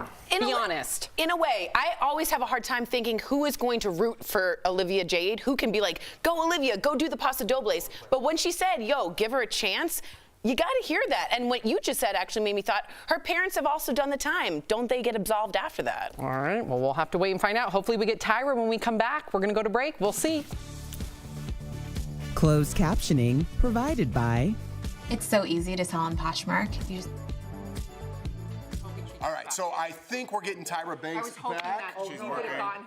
And it's like, full disclosure, they said that her laptop died. And I think everybody, because we're all in this new Zoom at home world, I learned that this the hard way as well. When you're Zooming, it sucks your battery like super quick. I don't know if it's the lights or the recording, but whatever. We're gonna try to get her back. But the way I didn't even flinch. My heart didn't beat. Like Sam didn't skip a beat. We're so used to like going live and like something happens, that happens. We're like pick up like that. Like pick up right where we left off. It's a little compliment to us. You know what I mean? If that happened the first year, I'd be like. It's going to pick up with you. You got it. Let me also say welcome back. Tori, you're asking her about her wardrobe. For sure. That sounds great. Great. I will say this. It is hard to get 4 people who can think the same telepathically of what's going to happen live. When we had her go, Sam, as the maestro, always picks up and conducts, but we did just carry that. Nobody blinked. In LA, people, oh my God, call the red phones going. There's fumes coming out. We were fine. We improvised. Most shows only have 1 show day. We did 4 or 5 shows a day for how many years? But it's like instilled in us, which is a great skill that we've kind of learned. Right. And I like when things go off the rail rather than scripted. Hi, do you like apples? No one said No, I like, you know what I mean? I like when things fall over. Tori says things that are crazy. Okay, cool. I love it. Tori's.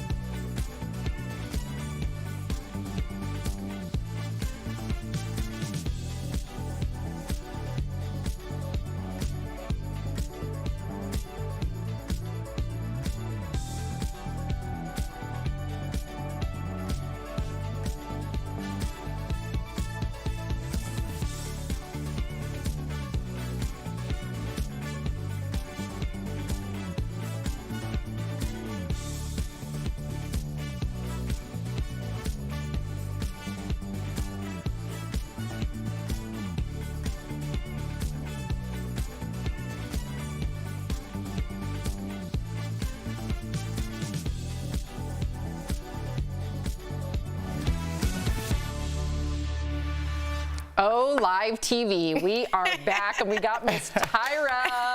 Okay, so Tyra, we're back. Let's pick up where we left off. You were talking about your headdresses, and you held up your phone. Yeah, and I lost that one because, again, live TV, but it's just craziness. I want to have people like call each other and be like, girl, look at Tyra, she looks amazing, turn on the TV. And then I want that friend turn on the TV and be like, what are you talking about? Tyra looks crazy. Tyra. Yes. I love so Tyra, you also teased the opening of your theme park, Model Land, in the fiercest way, but that was right when the pandemic happened. And we love that it's all about celebrating beauty. So any updates to Model Land? It's not a theme park. For some reason, I think people think there's rides. No, it's an immersive attraction. It's not a theme park. But we are working our butts off to have this be a fashion fantasy adventure that everybody but also we're adding food to the experience. And so we've been working really hard during the pandemic. And at the same time, I launched an ice cream company called Smize Cream. Yes! And you can go to smizecream.com and order ice cream to your house. You can actually get it in Denver. We ship it on dry ice. So go to smizecream.com. Okay, well, we need some in the studio. And I was just going to say, you know, yes. I have to ask you about this. You worked with the great Lionel Richie on the Smize Cream. And I need to know, what was it like to work with him? And what does Lionel Richie taste like? I feel like he tastes like success. What? Lionel Richie tastes so good. I love Lionel Richie. I was just at his house last night. That just sounded weird, actually. That sounded weird. At his house last night, meeting about Smize Cream. But I have tasted Lionel Richie. But his flavor of Smize Cream, called All Night Love, that we created with him, it is full of his favorite childhood flavors. There's creamy, dreamy vanilla custard style ice cream. Ooh. There's salted caramel. Ooh. There's a midnight cookie crumble swirl and milk chocolate covered fudge hearts. Oh, whoa! And yes, and there is a what we call a Smize surprise in the bottom of that Lionel Richie flavor, where you have to dig, baby, dig for a cookie dough chunk. Stop. That we call caramel scotch. Our caramel play on butterscotch honey. And the flavor is called All Night Love. Wow. See, now we know what Lionel Richie tastes like. All right, you guys try to clown me. That's what Lionel Richie tastes like. Yes. You've been redeemed, my friend. Thank you, Sam. And Tyra Torrey used to work at an ice cream shop. So we have that flavor and many other flavors too. So go get some. Huh? I used to work at Salt and Straw, and we always had really fun flavors. What made you get into ice cream? Are you an ice cream fan? Oh my God. I have been obsessed with ice cream for my entire life. My mother and I used to bond over it. Friday nights after school, we'd get in the car, we'd go to the ice cream shop, she'd get chocolate, I got coffee flavored ice cream. Even my young self liked coffee flavored. Yeah, wow. And we would sit in the car and talk about, and we'd talk about everything.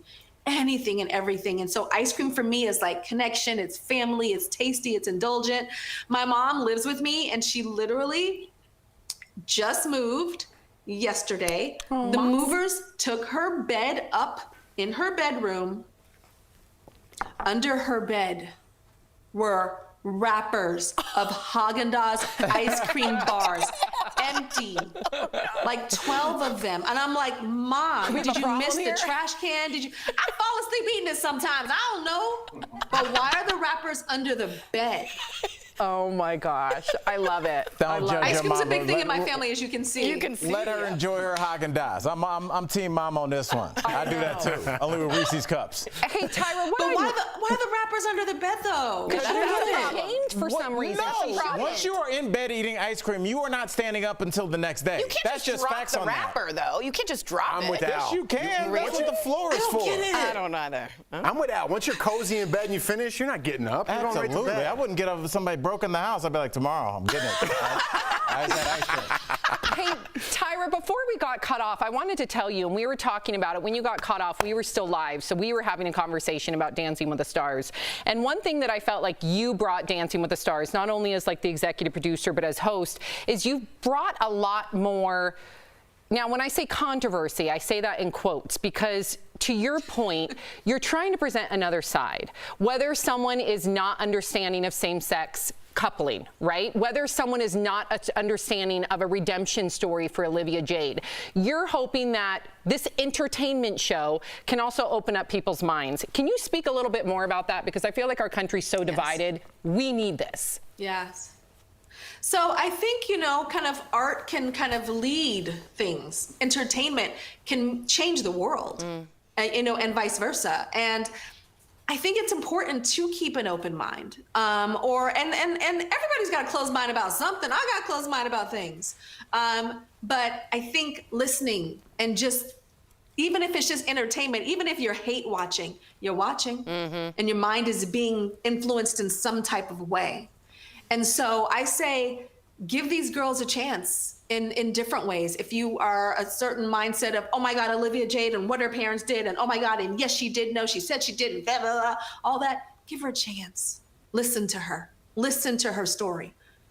What if she did not know a damn thing and what she is saying is 100% truthful, but you write her off? Give her a chance. And then Jojo Siwa, if you have kids and your kids are gay and you have said, get out of my house, I don't want you around me, get out. Look at Jojo Siwa. Connect to this young woman. Look at her as a human being that is showing something that she does not have to. And just give it a chance. Wow. And just watch. Beautifully and you can love said. watch and you can hate watch, but just watch. Beautifully said, Tyra. I love your empathy. Thank you so much for being here. Thank DBL you. Nation, Thank you you. can catch the premiere of season 30 of ABC's Dancing with the Stars on September 20th. Thank you so much, I'll Tyra. be love watching. You're welcome. I'm getting ice cream. All night long. I'm about to go taste Lionel right now. Bye, y'all. We'll be right back. Bye, Tyra. Bye. Thank you.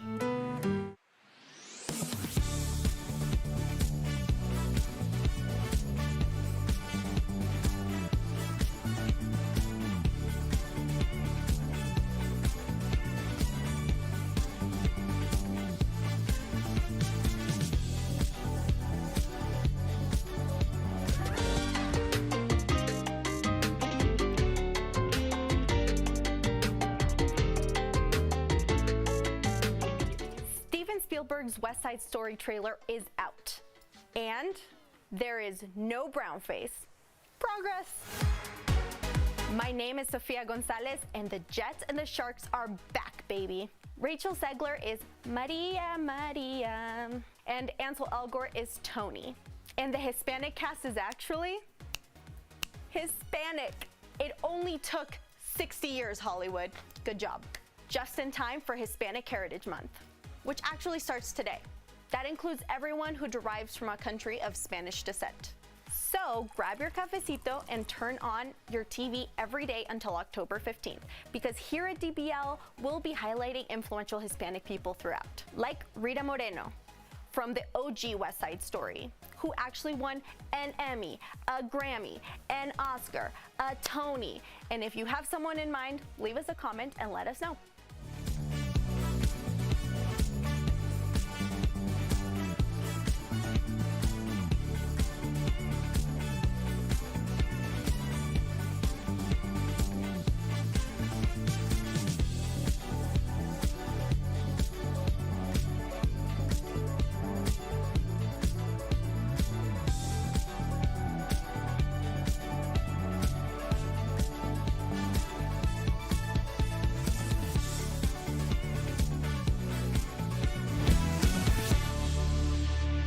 You're not telling me everything. This is not us. Hannah, we talk about things. I can't take this kind of pressure. What am I not telling you? We hung out, we watched movies, and we fell asleep. It was a boring night. Who else was there? Ooh, welcome back to DBL. That was a scene from Imperfect High, a new movie that tackles the topic of mental health in teens. It stars Sherry Shepherd and Nia Sue, and we caught up with them earlier in today's Dancing with the Stars. Sherry and Nia, welcome to DBL. Now, before we get to your very important movie, Imperfect High, which is so incredibly important, we want to get to it, we do have one special question for you, each from our viewers. So, Sherry, you once dreamed of, quote, frolicking on a beach with Fabio, and he recently said you were very sexy. If he was watching right now, what would you say to Fabio? I would say to Fabio, I would go out with you, but you said that you like women who like nature and hiking. I don't know where I would pack my wigs to go nature hiking. If you want to take me, get a massage at the Four Seasons to a remote island with a pool and a jacuzzi, I'm so on a date with you. I think you're sexy too. We're gonna be a Tell Fabio, the door is open. The door's open. I love it. All right, now Nia, obviously you started off on Lifetime's Dance Moms, just like YouTube star Jojo Siwa. Now, she's gonna be competing on Dancing with the Stars this season. Now, a lot of people are saying it's not fair for professionally trained dancers to compete on Dancing with the Stars. So what would you say to them?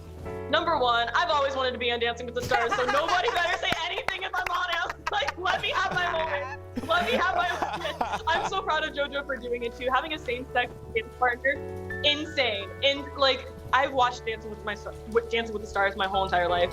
So to that, I would say, you know what? As dancers, especially coming from like a competitive dance world, we don't know how to ballroom dance. Fair. We don't. We just do not. And also there's been like a lot of, dancers, gymnasts on the show. So I feel like it's good to, it keeps your brain sharp. It helps you learn, it's an experience. It's not just about the dancing, it's about performing. About performing. I love love that. it. All right, Sherry, now let's talk about mental health. It is such an important topic. We talk about it a lot on our show on purpose. How does that play a role in your new Lifetime movie, Imperfect High? Wow, because it's so relevant right now with mental health, anxiety, drugs. We are losing so many people to drugs and anxiety and mental health.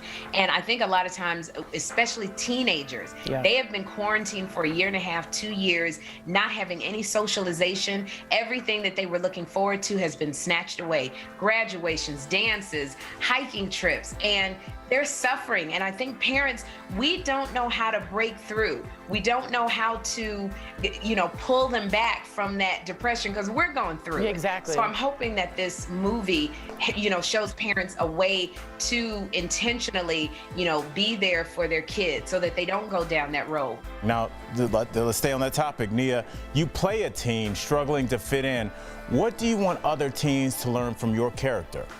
I think the biggest takeaway from this film, and I want people to learn from Hannah, is to get the help that you need. You don't need to struggle alone, and you're not alone. Even if you feel like you are, you're not. You have people around you that love you. There's so many, different places that you can seek help now. So don't be embarrassed to find ways to get help and get the help that you need.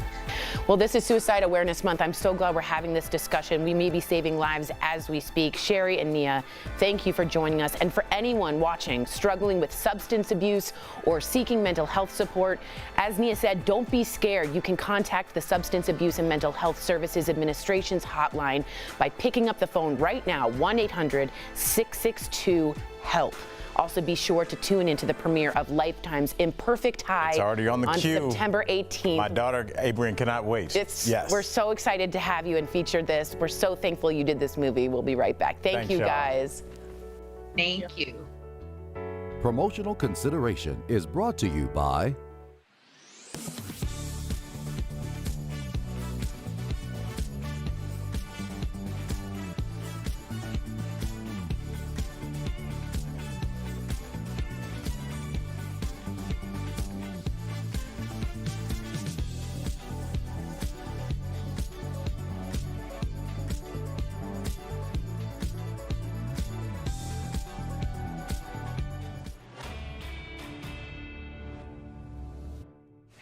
Some meteorologists called Hurricane Ida a once-in-200-year flood event. And NOAA said the heat wave in the Pacific Northwest earlier this summer was a 1-in-1,000-year event.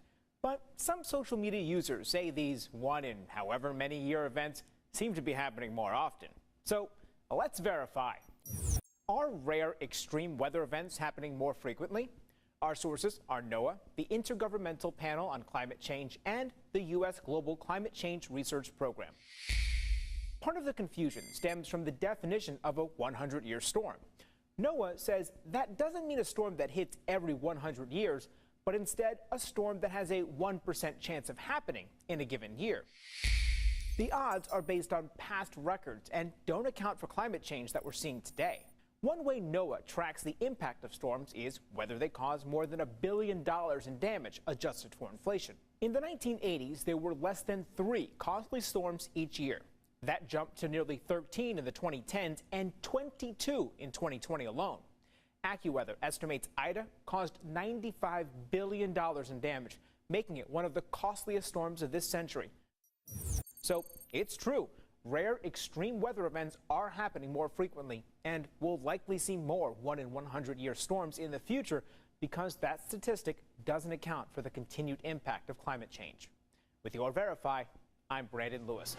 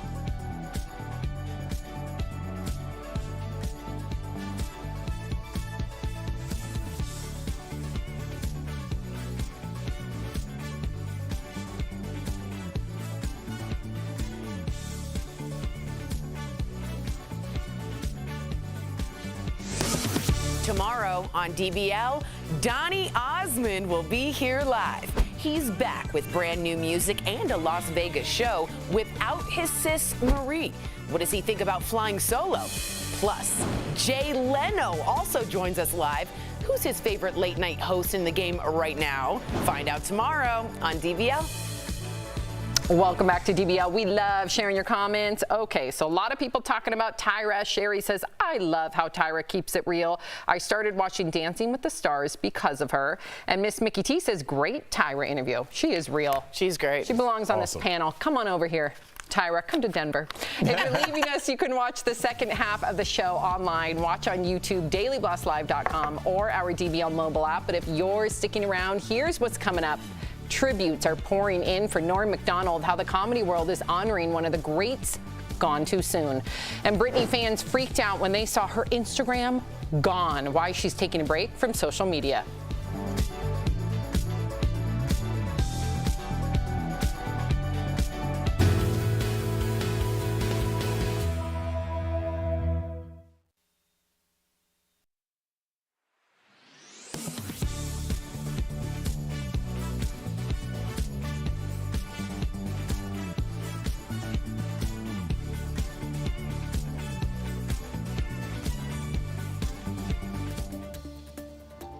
A majority of Hispanics surveyed say they generally prefer to identify themselves by their country of origin rather than by the labels Latino or Hispanic. But when it comes time to check the box, what do they do? To find out, we checked with the U.S. Census and the Pew Research Center. The U.S. Office of Management and Budget defines Hispanic or Latino as someone from Cuba, Mexico, Puerto Rico, South or Central America. The Pew Research Center uses the term Hispanic for anyone who is from or has ancestors from a Spanish-speaking country. That excludes Brazil, since Portuguese is the main language there, but it does include Spain. A general rule of thumb is a person who speaks Spanish is Hispanic, whereas someone from Spain or has origins in Spain is Spanish. Latino, Latina, and the newer Latinx tend to be based more on geographics, meaning someone of Latin American descent. According to Pew, in 2020, the Hispanic population in America reached more than 62 million people, up from 50.5 million in 2010. That's 1 in 5 people in the U.S. Those of Mexican origin make up about 62% of the overall population, followed by Puerto Ricans, Cubans, Salvadorans, and Dominicans. Since Latino and Hispanic are frequently used interchangeably, the U.S. Census has chosen to keep the answer straightforward. Who is Hispanic? Anyone who chooses to identify themselves as such. And that's connecting the dots.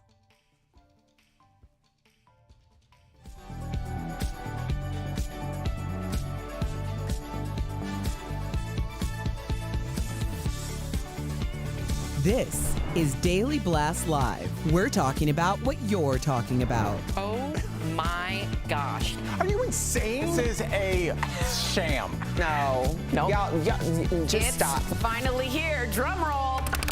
That's hilarious. Oh, hi. Sorry, we were having a little chat. It's our break. Okay. Welcome to DBL. Let's get started. So Britney Spears shocked her fans by deleting her Instagram account yesterday. This comes as Britney is still in the middle of a bitter conservatorship battle with her dad, Jamie. The next hearing for the case is 2 weeks away. Britney reassured her fans on Twitter, writing that she is just taking a break to celebrate her engagement, but will be back soon. Britney has recently been posting some very racy photos and videos, so some are wondering if her deleting her page was actually planned ahead of her upcoming hearing. Tori, do you think this is a legal move or is something else going on? 1,000% any good lawyer, and she didn't have a good lawyer before. I'll straight up say Jamie picked that lawyer. Now that she's a good one, we'll tell you to shut up, get off the internet, anything, a drop can change. So bravo to this lawyer. They should have been removed for the conservatorship if you're looking at her mental health. Absolutely, totally get it. I would say that they should be removed if for almost anybody that's an adult that's trying to do anything in life. You cannot post those pictures on social media in 2021. How many pop stars are posting like those pictures? Kourtney Kardashian's doing it every day. What I don't like where is it's her naked rear end. Of course. Here's what I have a problem with. Conflating mental health, which I think we all have a question with Britney, and exploring her sexuality. She was the sex pot for us all, but she never felt sexy. It was not on her terms. She was told what to wear, when to dress, how to dress, when to perform. Now it's her and her body, and like the big chop on your hair, she's bearing it all. And I don't want to always conflate that means you're crazy. Should you be bearing it all on the internet right before you're about to enter a legal proceeding? That's why I said this is a strategy. But if she were not, yeah, obviously taking it down is a strategy. How about not putting it up would be the best strategy? Why can't she put it up, Al? Because she's about to enter a very serious legal contendership battle. For this. That's why. Okay, I get the legal strategy, but put that aside. Britney's exploring herself for the first time ever, and I think it's awesome. And although people might not get it and it looks kind of amateurish and a little weird, I think it's awesome that it's on her terms for the first time, and I don't want that to be confused. Yeah, her father's lawyers think it's awesome too. They're really happy Al, about I agree with you that it's a strategy to take it down, but I also don't want to put that down as that's insane when a girl's exploring it for the first time. But that's the question that we're asking. You're taking women's sexuality and women's pride in their body. Body image, yeah. And you're trying to say, conflating them. We're talking about Britney's mental health. Right. That's what we're talking about. We're not talking about women's right to do whatever they want with their body. But you're saying take down the body parts or body pictures because she looks insane. She looks like she's mentally unstable. Right, and that's conflating the two. But that's the question at hand. No, it doesn't make sense. We're not talking about body positivity or women. We're talking about Britney's mental health, and should she be posting these things when she's battling all of her finances, her mental health. She has an IUD put in her body so she can't have children. Against her will, by the way. Bigger issues at hand here than free Britney and hashtags and things. This is a woman's mental health, and her posting these pictures and twirling around and eye makeup's all over does not help her case. I understand, and I'm glad they took it down, but I also think that her holding her boobs, showing her butt, lots of pop stars have done that. They're a little glossier. They look better. Here's where I'm concerned, and coming from a woman who is all about body positivity, I feel like it's this weird conundrum that, like, I feel like if I say, listen, that doesn't look good. Right. And it shouldn't. Like, I wouldn't want I want my daughter to feel proud in her body, but so if my daughter posts pictures and videos one day of herself doing that, that means she's proud of her body? What if Sophie thinks that and feels sexy doing it? Doesn't matter if you do. Sophie feels good doing it. I think you're looking for attention. That's my own opinion. I love Britney. I want Britney to feel good in her body. I want her to take her ownership, and I understand that's what she's probably doing. But don't you think that's probably a response and almost a consequence to all the control all these years? So it's almost like we're seeing somebody finally let go. Right? And I'm glad she can let go. But at the same time, it doesn't look healthy to me. It seems a bit much, and I would not want my daughter to be posting nude videos and photos of herself. I would think that's a symptom of her trying to please people, which would mean I did not do my job right as a parent. But how many Instagram people out there often do pictures like this or like that? But that doesn't matter. She's a sex pot internet star. But those people are not about to, Tori, let's remove her and put me in her position. Me and you love each other as friends on a real fundamental level.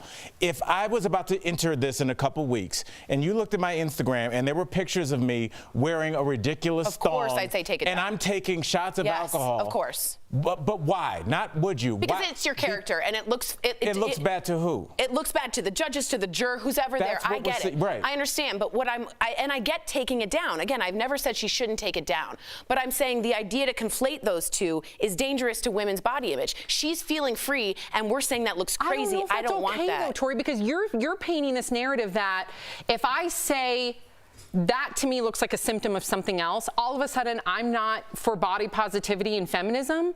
Like that makes me.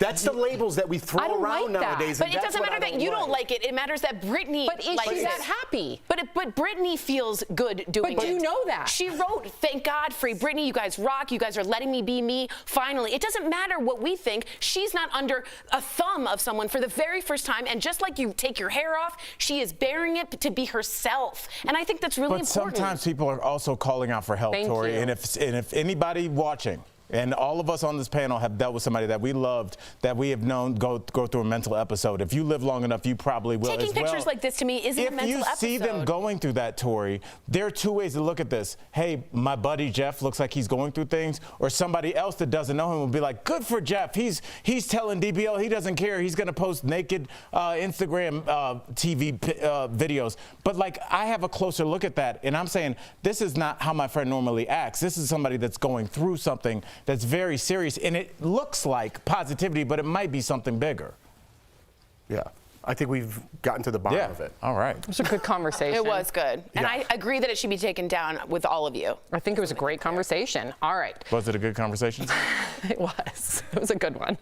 Okay, so tributes are pouring in for comedian Nora Macdonald. As we mentioned, he did pass away yesterday. The Canadian-born comedian was 61 and was privately battling cancer for 9 years. He was famously known for his deadpan stand-up delivery, which was put on full display as the Weekend Update anchor on SNL, and for his iconic portrayal of Burt Reynolds. Take a look. Mr. Reynolds, what are you doing? Yeah, I found this backstage. Oversized hat. It's funny. No, it's not. Sure it is. It's funny. It's funny because it's bigger than a normal hat. I see that. Get back to your podium. Take a look at that. Yeah, I see it. Go back to your podium. It's not funny. After news of his passing, fellow comedians like David Letterman, Conan O'Brien, and Sarah Silverman paid tribute to him on Twitter, and late-night hosts like Seth Meyers and Jimmy Fallon honored their friend as well. Watch. He was the gold standard, and he will continue to be the gold standard. Go watch any number of Nora Macdonald things tonight because they are really, truly timeless. Rest in peace, Norm. He was a comics comic, and everyone absolutely loved him, top to bottom, and he will be missed. Al, you're a comic. What does a comic mean? It's a term used in the industry amongst comics, and it's kind of like it's a term where it's like the guy that makes the people that are paid to make other people laugh. He's the guy that makes them laugh, and it's a person that's hard to find. It's a person that sticks to their morals, and it has an authenticity that is so pronounced that it almost is bad career-wise. Right. But they stay with who they are, and that's who Norm was. And he walked it like he talked it, and he'll be missed. Wow. You were chuckling when you were watching him. Do you remember that scene? Yeah. Al always, gives thanks to the straight guy in the scene, right? Oh, in the yeah. comedic scene, and that was Nora Macdonald. Yeah. He was one of the greats. Yeah.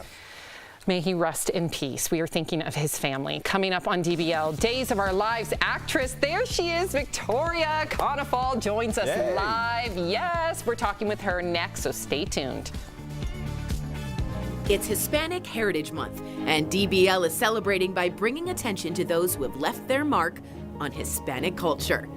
Today, we honor Lin-Manuel Miranda, a Puerto Rican-American composer, actor, and writer, best known for his groundbreaking hip-hop musical, Hamilton. The first time I'm thinking past tomorrow. In 2017, after Hurricane Maria devastated Puerto Rico, he partnered with the Flamboyant Foundation to raise $15 million for arts and culture on the island, proving his talents go far beyond the lights of Broadway. Closed captioning provided by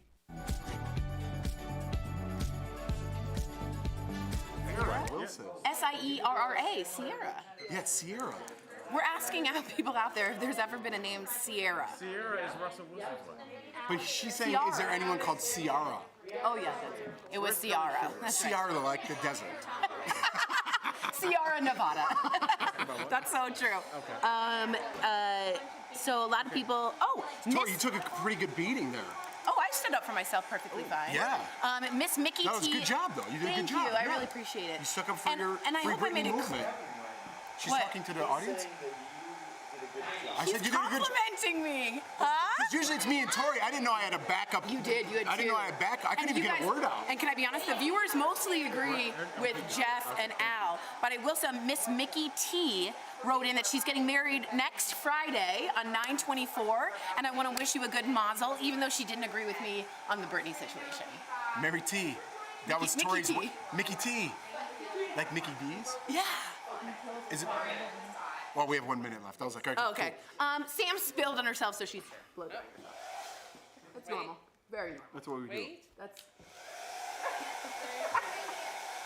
So, let me know what you guys think of Britney. I can take it. I know I was the lone sailor on that. I think you were sticking. I think what you were trying to say is like women's rights and body positivity, and what we were trying to convey was this has nothing to do with that. This is Britney and her mental health, and you doing that in addition to your mental health. That's what I think that our conflict came from. But do you see it all where people are saying because she's showing off her body? We've done it. We did it for like. Because you're not 10 really minutes. hearing what I'm saying. I totally heard you, and I just kind of summed You the actually whole thing didn't. up. I just compliment you how good you are. I take it back. Okay. It's back. It's back.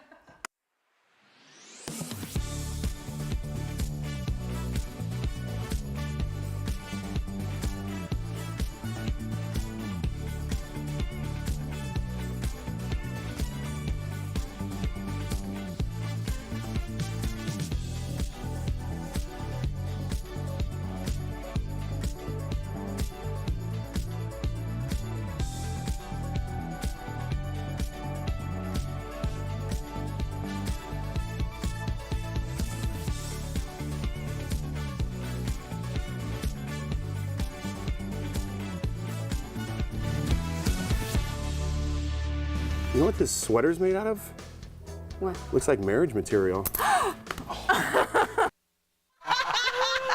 my gosh, it was a slap that echoed through DBL history. Actress Victoria Konefal was able, by the way, Victoria, to do the one thing that Tori Right here, has baby. dreamed about multiple times. Bless you. Welcome to the show. How are you feeling today? Thank you so much for having me. I'm feeling great. And I love that clip that you picked. I forgot that it existed. So thank you for bringing that back up. We got to teach Tori how to do it because she might get a little too realistic. Very if real. we ever try Very that. real. Victoria, good to see you again. When we filmed the interview in LA, you said I was the one of your first slaps on set. Has that changed? Are they letting you slap people around on set? Oh, I've slapped so many people since then. I've punched, I've thrown them onto tables, I've hit them with baseball bats. It's quite violent on the set, actually. It's like The Walking Dead over there. I had the best time coming to visit you guys. You guys are fantastic over there. You guys are. And in fact, you know, congrats is in order. At just 24 years old, you, my dear, are officially a Daytime Emmy Award winner. Yes! Victoria! Yes. So can you tell us about the moment you heard your name announced? Like, what went through your mind? Ooh, so I barely heard my name announced. Because it was a COVID Emmy, I got to celebrate with all my friends and family. I rented out this hotel room. And once we heard the V in my name, it was just a roar of screaming. And I just remember, like, not even processing that it was reality. I cupped my face into my hands and I was just breathing and everyone was screaming around me, hugging me, and just an outpour of love from those closest to me. It was really a moment for life. Now, usually Jeff asks this question, but I'm going to ask it before I get to my question. Where in the house is your Emmy? Oh, yeah. Oh, it is on my mantle right by the door. It is one of the first things I see when I leave and one of the first things I see when I come in. I love it. Thanks for asking that, buddy. Yeah, so you got to get that in. Now, you graduated from the prestigious LaGuardia High School for Performing Arts in NYC, the same school that, I don't know, some names like Jennifer Aniston, Adrian Brody, what's his name, Sarah Michelle Gellar, Al Pacino, and Liza Minnelli attended. Wow. Now, out of all these people I just listed, who would you want to be your next co-star? Ooh. Oh, that is a loaded question. Honestly, Al. I want to work with Al Pacino. Yeah. Ooh, yeah. Al Jackson thought you were talking about him. He did for a second. If you didn't say Pacino, I would love to work with you one day. I'm gonna clip that. I'm gonna clip that. Just cut right when it says Al. I'll be like, see, all right, Hollywood, get on it. Victoria, before you said Pacino, I actually saw Al's body language like perk up. He actually thought. Why would she say you? Oh, God, that was funny. I have yet to be recognized for my acting talents. Oh, God, I gotta say, that was funny. I also have to say, Victoria, I'm a Victoria, too. So you're my namesake, and I always want to shout out Victoria. So that's cool. That's a terrible thing. Her namesake. What is this, Mortal Kombat? Whatever, that's cool. We share something in common. No, I love Victorias everywhere. I always bond with a Victoria. See, thank you. It's a thing, yeah. It is a thing. Thank is? you. No, yeah, there's a whole club. We meet once a year. All right. Last summer, you said you were actually going to step away from your full-time role as CR on the Days of Our Lives, but you've returned. And my question to you is, what changed your mind? Well, COVID, being unemployed for so long. At some point I was kind of like, I gotta, figure out how to put bread back on the table. Totally. All jokes aside, the reason why I stepped away was because I wanted to pursue other potential opportunities. And my contract that I had with them was very limiting. And they came back to me with an offer that assured that I wouldn't be on contract. They would treat me and cast me as recurring. Wow. So technically I'm not on contract, which is the best of both worlds for me because I'm free to audition for other things. I'm free to take time for myself while maintaining this role. So it was a no-brainer for me. I had to, come back because I do love working on the show. It was a hard decision to leave, but ultimately I thought it would serve my greatest purpose. But yeah, they are so gracious, and they worked out a schedule with me that works for the both of us. So I'm very, very happy to be a part of it. That's a I Victoria was just for gonna you. say, side note, I'm not on contract with DBL, so like if I could do walk-on roles for, you know, any kind of show that might need me. Wait, he's pitching himself to you right now, Victoria. You know, I could be a guy in the background of a cafe sipping some coffee. Oh my gosh. You could get slapped at a bar too. Yes. That's on my vision board. You're in need of extras all the time. I'll put you through to the casting director. All right.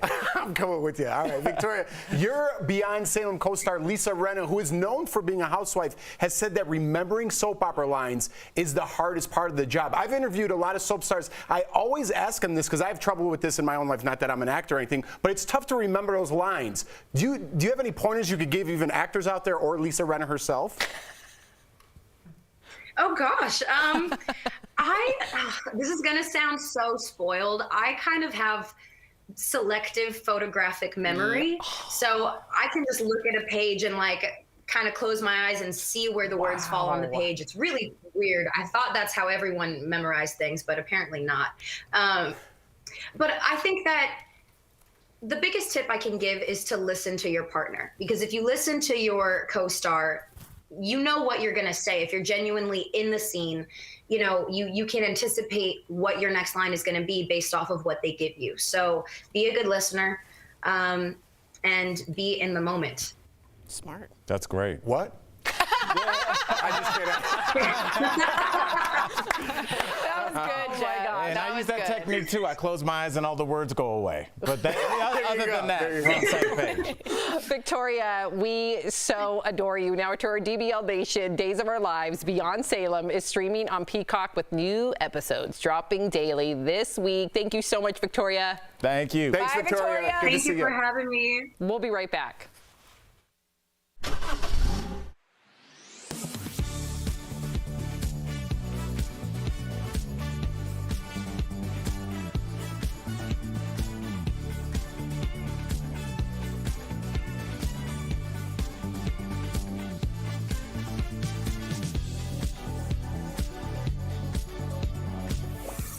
In 2020, we saw a record low number of flu cases across the country. You can chalk that up to a number of safety measures like masks, social distancing, and virtual school. Remember, the flu is less contagious than COVID, so all of that was enough to stop the virus in its tracks. But this year is a different story. COVID rules are more relaxed, meaning protections against the flu are gone too. And there are already some signs that this flu season could be a bad one. Right now, doctors are seeing a rare summer spike of RSV in kids. The respiratory disease usually doesn't surge until the winter. Public health experts see this as a sign that the flu could do the same. So what can you do about it? It's pretty simple. Doctors say get your flu shot before Halloween. Just like the COVID vaccine, flu shots are not 100% effective, but they do a lot to prevent serious symptoms and keep you out of already crowded hospitals. And that's connecting the dots.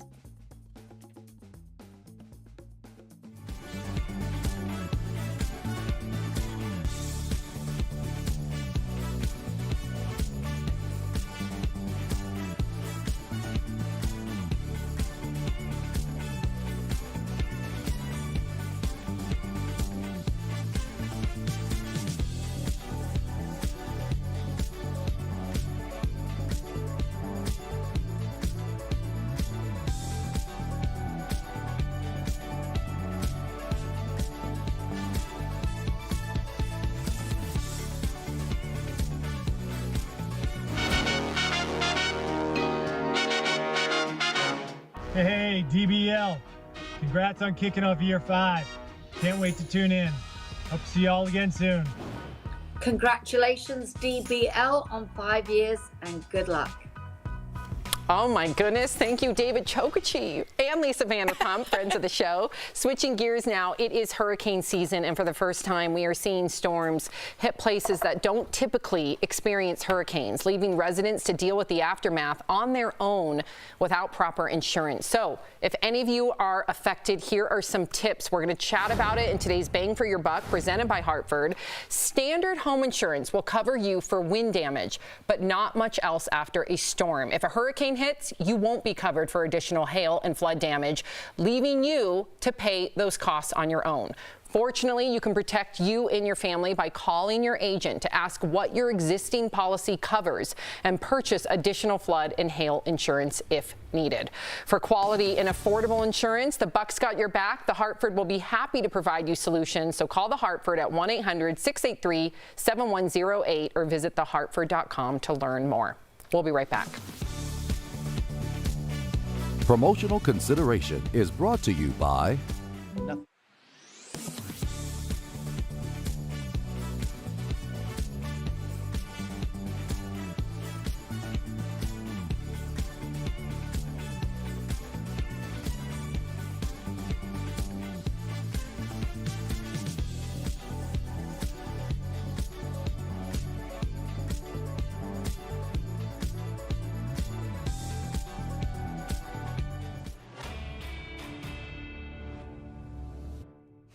Some meteorologists called Hurricane Ida a once-in-200-year flood event. And NOAA said the heat wave in the Pacific Northwest earlier this summer was a 1-in-1,000-year event.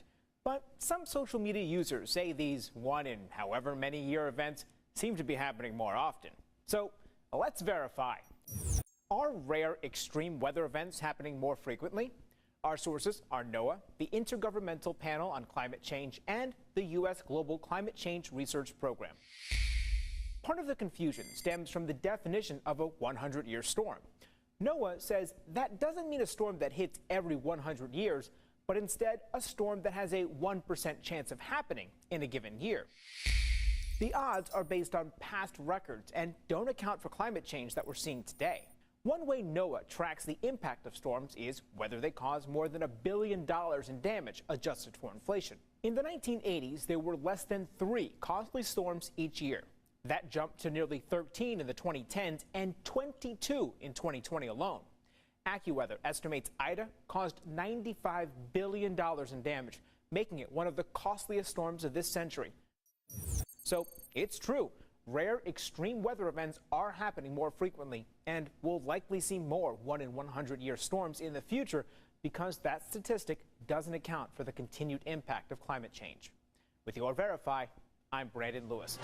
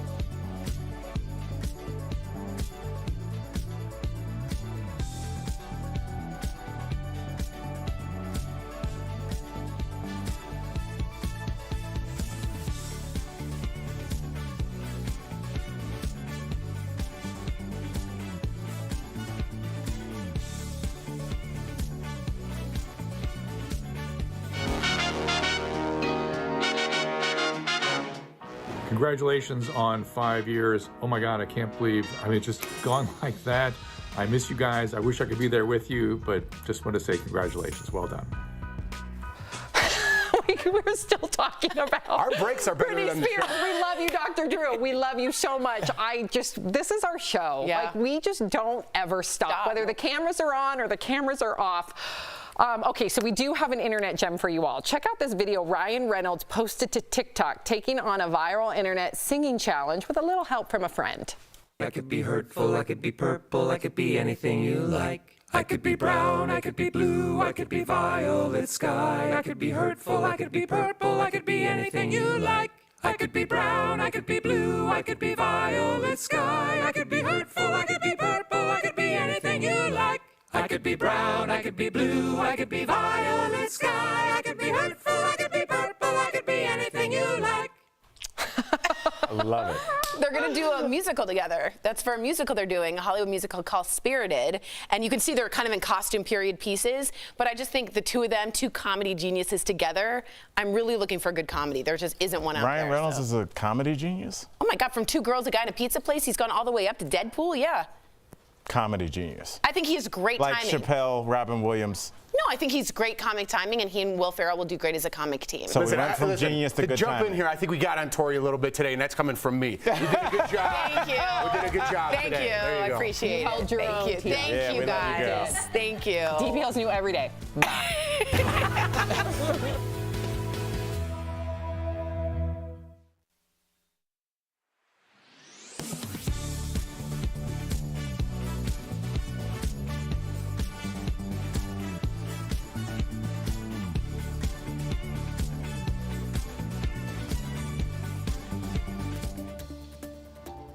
A majority of Hispanics surveyed say they generally prefer to identify themselves by their country of origin rather than by the labels Latino or Hispanic. But when it comes time to check the box, what do they do?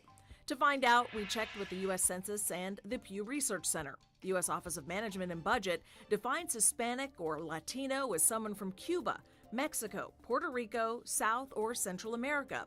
The Pew Research Center uses the term Hispanic for anyone who is from or has ancestors from a Spanish-speaking country. That excludes Brazil, since Portuguese is the main language there, but it does include Spain. A general rule of thumb is a person who speaks Spanish is Hispanic, whereas someone from Spain or has origins in Spain is Spanish. Latino, Latina, and the newer Latinx tend to be based more on geographics, meaning someone of Latin American descent. According to Pew, in 2020, the Hispanic population in America reached more than 62 million people, up from 50.5 million in 2010. That's 1 in 5 people in the U.S. Those of Mexican origin make up about 62% of the overall population, followed by Puerto Ricans, Cubans, Salvadorans, and Dominicans. Since Latino and Hispanic are frequently used interchangeably, the U.S. Census has chosen to keep the answer straightforward. Who is Hispanic? Anyone who chooses to identify themselves as such. And that's connecting the dots.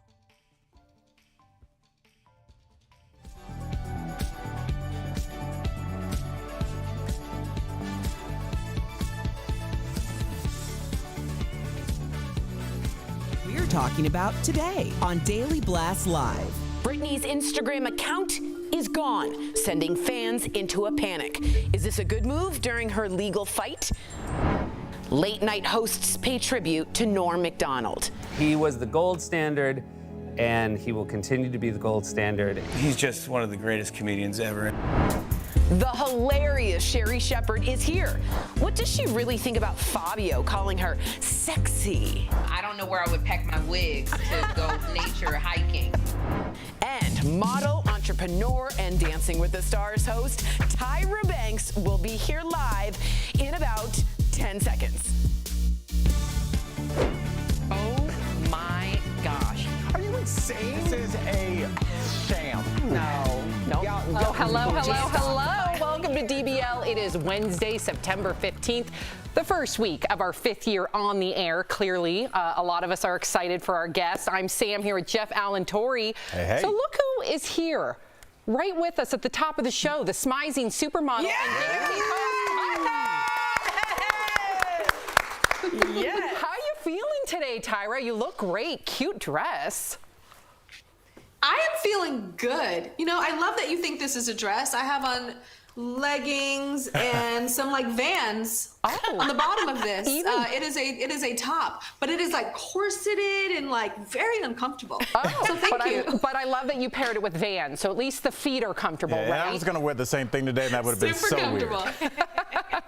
Okay, so the Dancing with the Stars cast has some controversial surprises. We have a lot of our viewers writing in, Tyra. They want to speak to you about Olivia Jade, who they think should be canceled. So they want to know from you, what do you think is going to come from that? Also, just a little bit behind the scenes, does the show look to cast controversial contestants to keep people watching? Please divulge the tea. Yeah, so I'm not on the casting team at all. I get some FYIs and some kind of like what do they think my opinion is, but I don't make the final decisions. But you know, I think we have to remember sometimes people are human beings, and there's different sides to stories, and there's a whole world. We are so like, we don't have time, you know, it's just like there's news and there's stuff happening all the time and you're flipping and you're seeing, oh, this person means this and this person means this, and you put them in a category and you dismiss them and you move on. But they're human beings with a whole other side of stuff or a truth that you don't know. So I think we need to give Olivia a chance and listen to her side of this. Of course, she's going to share her story. And I guarantee you're going to hear things like, dang, I didn't know that. So just give her a chance. Just listen. Amen. Well said. Tyra Banks. I like it. Another contestant, Tyra, that's getting a lot of buzz is Jojo Siwa, because typically males lead on the dance floor. She is the first same-sex couple on Dancing with the Stars. 2 females. How is this going to work out? Who leads in this situation, Tyra?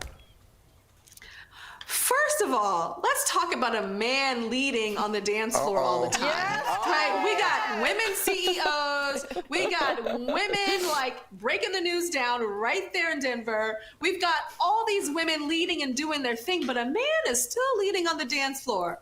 We need to break that ballroom ceiling, first of all. That's another thing. So that's a whole other thing, separately from what Jojo Siwa is doing, which is breaking the ceiling off of what we have been taught is love, and what we have been taught is dance. And for her to be so young and to do this, and I always say that when you're first, you are breaking down the walls, you are going through that forest, you're getting cuts and scratches and brambles all stuck to you, but you are opening the door and making the way for other people to not feel that pain. And so what she is doing is like loud and brash and beautiful, and she's actually saving lives in the process. I truly believe that. I totally agree. When you're a pioneer, you take the heat, but she has to be brave enough to do it. Unbelievable, right? All right, as a gorgeous supermodel, you might not have known you are, but you can wear just about anything. And we just saw the Met Gala. There's a lot of looks going on. I need to know what inspires your looks and about this season. What is surprises in store? Or what are you looking for this season? Headdresses, maybe? Yeah, is there any Iman like headdresses I could do? Of course there is. I'm literally, while I was like waiting to come on the air with you guys, I am like in like pinch. Uh-oh. Oh, no, she's frozen. Oh, we can all, hey, quick, we can zoom in on what she's looking at on her phone. That's amazing. We have a little bit of a technical difficulty right now, but we have our team on it, so we will keep you posted. We're going to pause with that. Speaking of Tyra Banks, okay, so just knowing that she is involved, right? I know she's not on the casting side, but as someone who's executive producing now, Al, who is hosting, you can tell that the controversy in her mind maybe are those that maybe are misunderstood. Maybe we're going to learn something new about Olivia Jade and Jojo Siwa. Well, Sam, look no different than this panel. I mean, we read things on the internet all the time about each panel member, and you're like, oh, you don't know them at all. That's not who they are. And I think she's exactly right.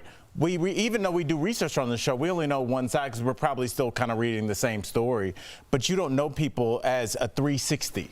And I think that she's getting to do that because she's working with these people for so long. So I loved her perspective. And I'm just going to say this, guys, that technical difficulty might have derailed the best interview we've ever had. I know, but she is just wait. phenomenal. We can see if we're going to get her back. But what did you think about Tyra? Like, because Dancing with the Stars seems like just an entertainment show. It doesn't seem like an entertainment show when she talks about it. Well, I loved her answer, by the way, because you got to give people a second chance. You need a road back. And was it her fault? Was it her parents' fault? Who's to blame? Their parents did time for it. Are they now absolved of the crime? Right. So when do we move on from this? And people want to already shortchange Olivia, right? Give her a chance, like Tyra said. Let's see a different side. And that's what I think people are going to tune in to see. Let's see a different side to this person. And it's going to be more than just dancing. We're going to get the lifestyle like we did with Jojo Siwa. We're going to see behind the scenes of what her life is exactly like. I got cut off, but I was in the middle of a rant, and it was good. It was super good. Did it change your mind because you disagreed with Jeff? You thought that Olivia Jade should not have been on the show. So did Tyra just change your mind?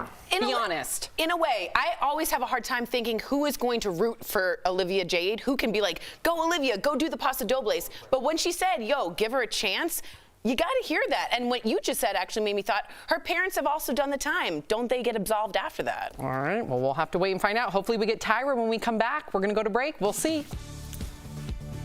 Closed captioning provided by All right, so I think we're getting Tyra Banks back. She's working. And it's like, full disclosure, they said that her laptop died. And I think everybody, because we're all in this new Zoom at home world, I learned that the hard way as well. When you're Zooming, it sucks your battery like super quick. I don't know if it's the lights or the recording, but whatever. We're gonna try to get her back. But the way I didn't even flinch. My heart didn't beat. Like Sam didn't skip a beat. We're so used to going live and something happens, that happens. We're pick up like that. Pick up right where we left it's a little compliment to us. You know what I mean? If that happened the first year, I'd be like, it's going to pick up with you. You got it. Let me also say welcome back. Tori, you were asking her about her wardrobe. For sure. That sounds great. Great. I will say this. It is hard to get 4 people who can think the same telepathically of what's going to happen live. When we had her go, Sam, as the maestro, always picks up and conducts, but we did just carry that. Nobody blinked. In LA, people, oh my God, call the red phones going. There's fumes coming out. We were fine. We improvised. Most shows only have 1 show day. We did 4 or 5 shows a day for how many years? But it's instilled in us, which is a great skill that we've kind of learned. Right. And I like when things go off the rail rather than scripted. Hi, do you like apples? No one said that. No, I like, you know what I mean? I like when things fall over. Tori says things that are crazy. Okay, cool. I love it. Thank you. Tori's.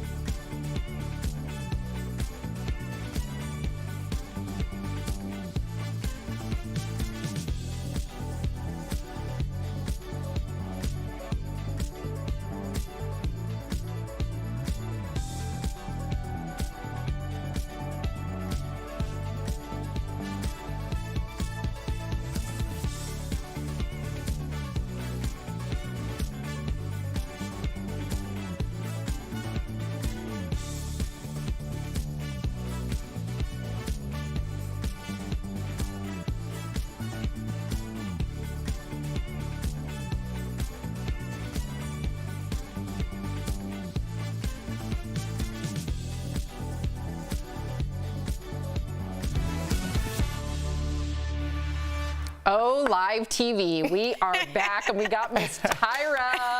Okay, so Tyra, we're back. Let's pick up where we left off. You were talking about your headdresses, and you held up your phone. Yeah, and I lost that one because, again, live TV, but it's just craziness. I want to have people call each other and be like, girl, look at Tyra, she looks amazing, turn on the TV. And then I want that friend turn on the TV and be like, what are you talking about? Tyra looks crazy. Tyra. Yes. I love this. So Tyra, you also teased the opening of your theme park, Model Land, in the fiercest way, but that was right when the pandemic happened. And we love that it's all about celebrating beauty. So any updates to Model Land? It's not a theme park. For some reason, I think people think there's rides. No, it's an immersive attraction. It's not a theme park.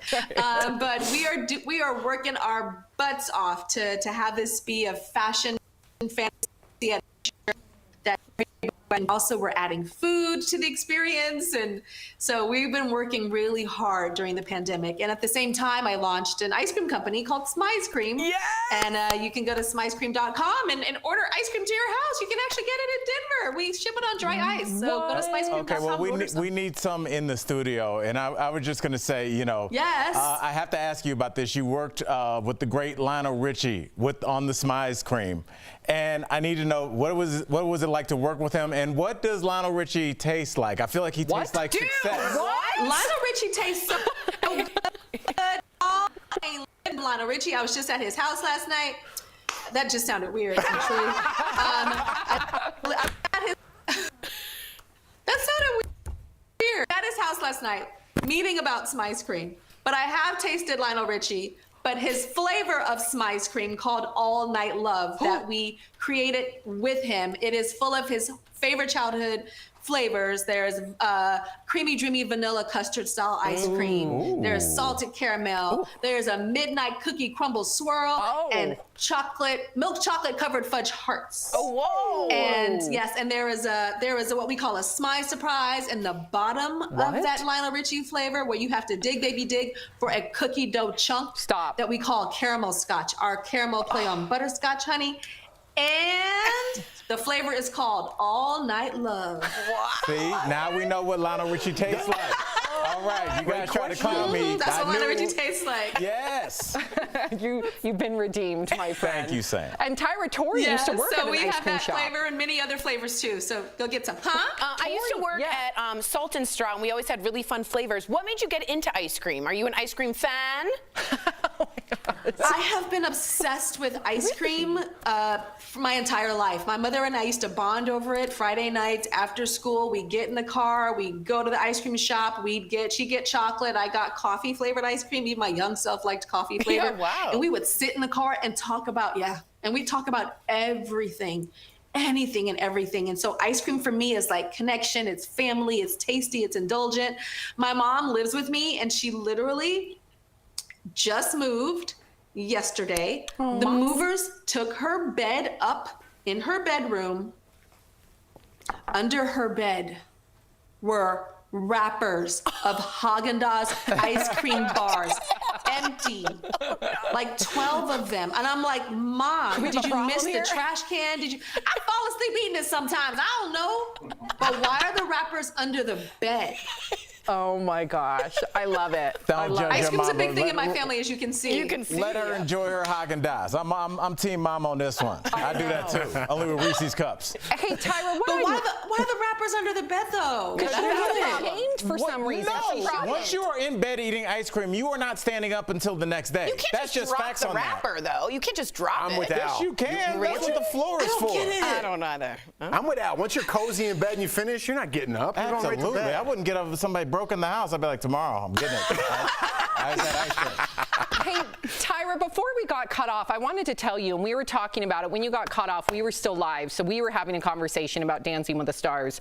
And one thing that I felt like you brought Dancing with the Stars, not only as like the executive producer, but as host, is you brought a lot more.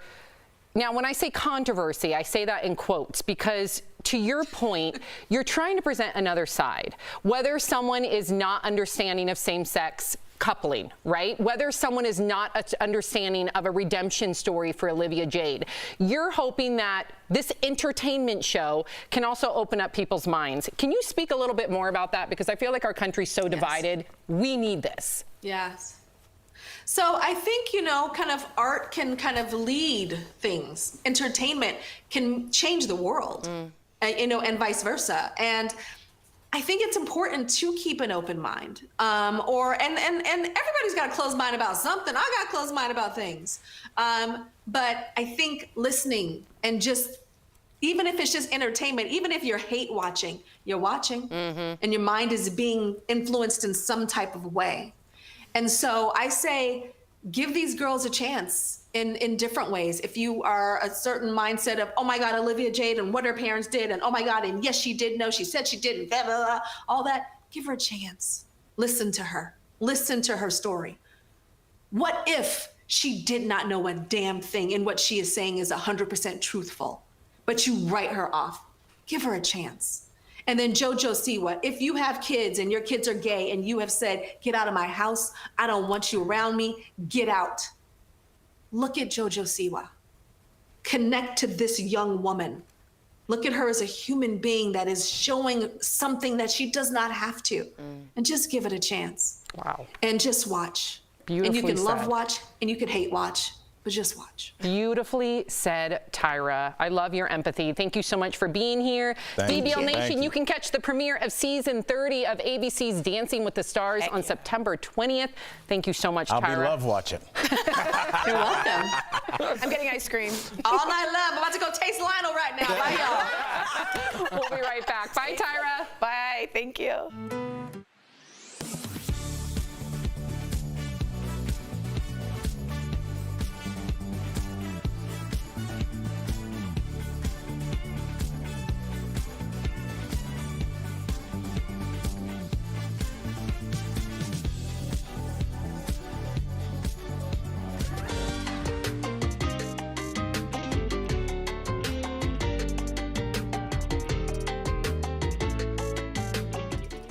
Steven Spielberg's West Side Story trailer is out. And there is no brown face. Progress. My name is Sofia Gonzalez, and the Jets and the Sharks are back, baby. Rachel Zegler is Maria Maria, and Ansel Elgort is Tony. And the Hispanic cast is actually Hispanic. It only took 60 years, Hollywood. Good job. Just in time for Hispanic Heritage Month, which actually starts today. That includes everyone who derives from a country of Spanish descent. So grab your cafecito and turn on your TV every day until October 15th, because here at DBL, we'll be highlighting influential Hispanic people throughout, like Rita Moreno from the OG West Side Story, who actually won an Emmy, a Grammy, an Oscar, a Tony. And if you have someone in mind, leave us a comment and let us know.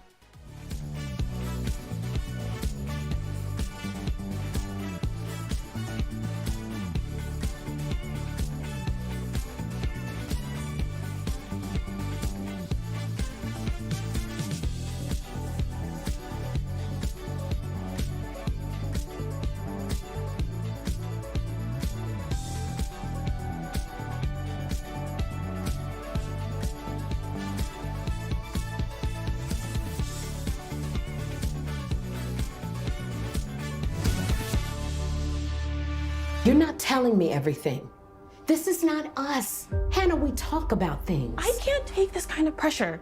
What am I not telling you? We hung out, we watched movies, and we fell asleep. It was a boring night. Who else was there? Ooh, welcome back to DBL. That was a scene from Imperfect High, a new movie that tackles the topic of mental health in teens. It stars Sherry Shepherd and Nia Sue, and we caught up with them earlier in today's Dancing with the Stars. Sherry and Nia, welcome to DBL. Now, before we get to your very important movie, Imperfect High, which is so incredibly important, we want to get to it, we do have one special question for you, each from our viewers. So, Sherry, you once dreamed of, quote, frolicking on a beach with Fabio, and he recently said you were very sexy. If he was watching right now, what would you say to Fabio? I would say to Fabio, I would go out with you, but you said that you like women who like nature and hiking. I don't know where I would pack my wigs to go nature hiking. If you want to take me, get a massage at the Four Seasons to a remote island with a pool and a jacuzzi, I'm so on a date with you. I think you're sexy too. We're gonna be a matchmaker. Fabio, the door is open. The door's open. I love it. All right, now Nia, obviously you started off on Lifetime's Dance Moms, just like YouTube star Jojo Siwa. Now, she's gonna be competing on Dancing with the Stars this season. Now, a lot of people are saying it's not fair for professionally trained dancers to compete on Dancing with the Stars. So what would you say to them? Number one, I've always wanted to be on Dancing with the Stars, so nobody better say anything if I'm on it. Like, let me have my moment. Let me have my moment. I'm so proud of JoJo for doing it too. Having a same-sex dance partner, insane. And like, I've watched Dancing with the Stars my whole entire life. So to that, I would say, you know what? As dancers, especially coming from like a competitive dance world, we don't know how to ballroom dance. Fair. We don't. We just do not. And also, there's been like a lot of, dancers, gymnasts on the show. So I feel like it's good to, it keeps your brain sharp. It helps you learn, it's an experience. It's not just about the dancing, it's about performing. About performing. I love that. it. All right, Sherry, now let's talk about mental health. It is such an important topic. We talk about it a lot on our show on purpose. How does that play a role in your new Lifetime movie, Imperfect High? Wow, because it's so relevant right now with mental health, anxiety, drugs. We are losing so many people to drugs and anxiety and mental health. And I think a lot of times, especially teenagers, they have been quarantined for 1.5 years, 2 years, not having any socialization. Everything that they were looking forward to has been snatched away. Graduations, dances, hiking trips, and they're suffering. And I think parents, we don't know how to break through. We don't know how to, pull them back from that depression because we're going through it. Exactly. So I'm hoping that this this movie, shows parents a way to intentionally, be there for their kids so that they don't go down that road. Now, let's stay on that topic. Nia, you play a teen struggling to fit in. What do you want other teens to learn from your character? I think the biggest takeaway from this film, and I want people to learn from Hannah, is to get the help that you need. You don't need to struggle alone, and you're not alone. Even if you feel like you are, you're not. You have people around you that love you. There's so many, different places that you can seek help now. So don't be embarrassed to find ways to get help and get the help that you need. Well, this is Suicide Awareness Month. I'm so glad we're having this discussion. We may be saving lives as we speak. Sherry and Nia, thank you for joining us. And for anyone watching struggling with substance abuse or seeking mental health support, as Nia said, don't be scared. You can contact the Substance Abuse and Mental Health Services Administration's hotline by picking up the phone right now, 1-800-662-HELP. Also, be sure to tune into the premiere of Lifetime's Imperfect High. It's already on the queue. September 18th. My daughter, Abrian, cannot wait. Yes. We're so excited to have you and feature this. We're so thankful you did this movie. We'll be right back. Thank you, guys. Thank you. Promotional consideration is brought to you by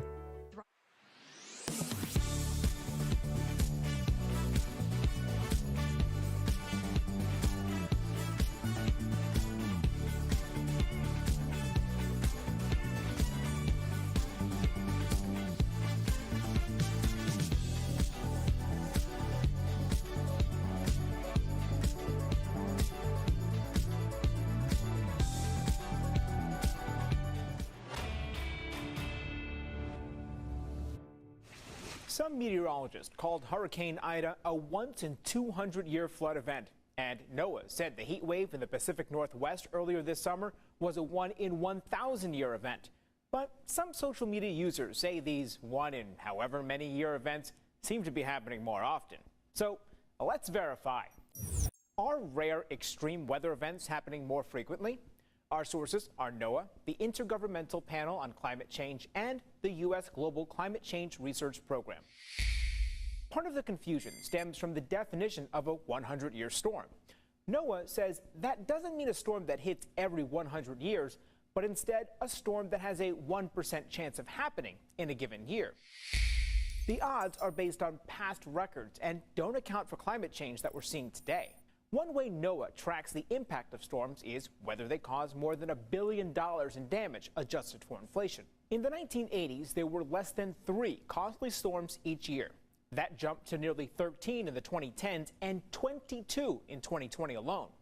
AccuWeather estimates Ida caused $95 billion in damage, making it one of the costliest storms of this century. So it's true. Rare extreme weather events are happening more frequently, and we'll likely see more 1-in-100-year storms in the future because that statistic doesn't account for the continued impact of climate change. With your Verify, I'm Brandon Lewis.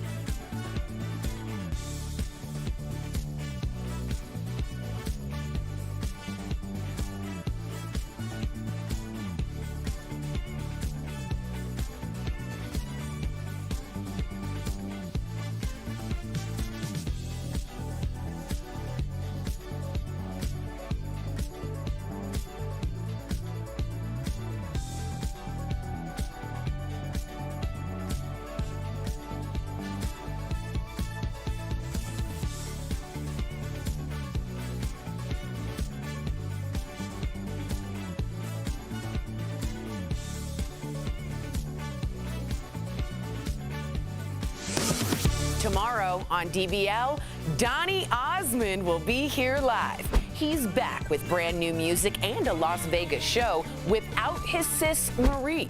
What does he think about flying solo? Plus, Jay Leno also joins us live. Who's his favorite late night host in the game right now? Find out tomorrow on DBL. Welcome back to DBL. We love sharing your comments. Okay, so a lot of people talking about Tyra. Sherry says, I love how Tyra keeps it real. I started watching Dancing with the Stars because of her. And Miss Mickey T says, great Tyra interview. She is real. She's great. She belongs on this panel. Come on over here. Tyra, come to Denver. If you're leaving us, you can watch the second half of the show online. Watch on YouTube, dailyblastlive.com, or our DBL mobile app. But if you're sticking around, here's what's coming up. Tributes are pouring in for Nora Macdonald, how the comedy world is honoring one of the greats gone too soon. And Britney fans freaked out when they saw her Instagram gone. Why she's taking a break from social media.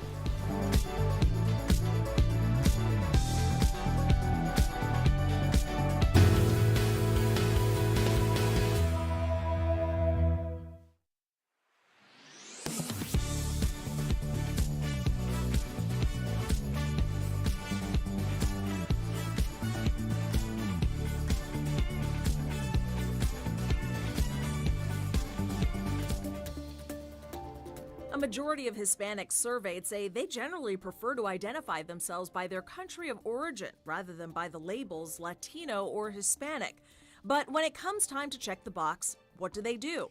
To find out, we checked with the U.S. Census and the Pew Research Center. The U.S. Office of Management and Budget defines Hispanic or Latino as someone from Cuba, Mexico, Puerto Rico, South or Central America.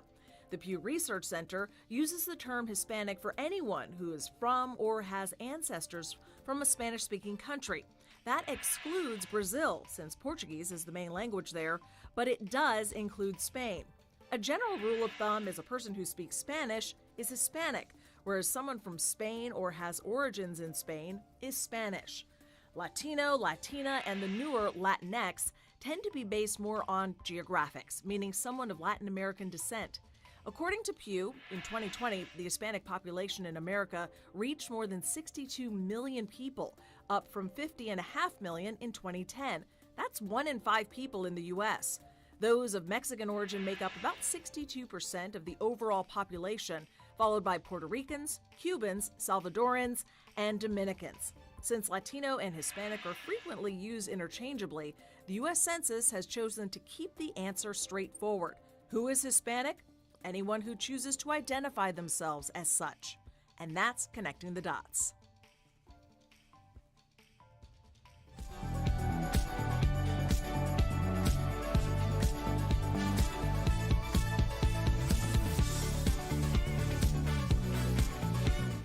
This is Daily Blast Live. We're talking about what you're talking about. Oh my gosh. Are you insane? This is a sham. No. No. Y'all, just stop. Finally here. Drum roll.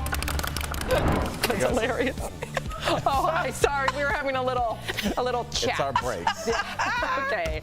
Welcome to DBL. Let's get started. So Britney Spears shocked her fans by deleting her Instagram account yesterday. This comes as Britney is still in the middle of a bitter conservatorship battle with her dad, Jamie. The next hearing for the case is 2 weeks away. Britney reassured her fans on Twitter, writing that she is just taking a break to celebrate her engagement, but will be back soon. Britney has recently been posting some very racy photos and videos, so some are wondering if her deleting her page was actually planned ahead of her upcoming hearing. Tori, do you think this is a legal move or is something else going on? 1,000% any good lawyer, and she didn't have a good lawyer before. I'll straight up say Jamie picked that lawyer. Now that she's a good one, we'll tell you to shut up, get off the internet. Anything, a drop can change. So bravo to this lawyer. They should have been removed for the conservatorship if you're looking at her mental health. Absolutely, totally get it. I would say that they should be removed if for almost anybody that's an adult that's trying to do anything in life. You cannot post those pictures on social media in 2021. How many pop stars are posting like those pictures? Kourtney Kardashian's doing it every day. What I don't like where is it's her naked rear end. Of course. Like, here's what I have a problem with. Conflating mental health, which I think we all have a question with Britney, and exploring her sexuality. She was the sex pot for us all, but she never felt sexy. It was not on her terms. She was told what to wear, when to dress, how to dress, when to perform. Now it's her and her body, and like the big chop on your hair, she's bearing it all. And I don't want to always conflate that means you're Should crazy. you be bearing it all on the internet right before you're about to enter a legal proceeding? That's why I said this is a strategy. But if she were not, strategy? yeah, obviously taking it down is a strategy. How but about not putting it up would be the best strategy? Why can't she put it up, Al? Because she's about to enter a very serious legal Again, contendership yes, battle. for this. That's but if, why. Okay, I get the legal strategy, but put that aside. Britney's exploring herself for the first time ever, and I think it's awesome. And although people might not get it and it looks kind of amateurish and a little weird, I think it's awesome that it's on her terms for the first time, and I don't want that to be confused. Yeah, her with father's she's lawyers crazy. think it's awesome too. They're really happy Al, about I it. agree with you that it's a strategy to take it down, but I also don't want to put that down as that's insane when a girl's exploring it for the first time. But that's the question that we're asking. You're taking women's sexuality and women's pride in their body. Body image, yeah. And you're trying to say, conflating them. We're talking about Britney's mental health. Right. That's what we're talking about. We're not talking about women's right to do whatever they want But with you're their saying body. take down the body parts or body pictures because she looks insane. She looks like she's mentally unstable. Right, and that's conflating the two.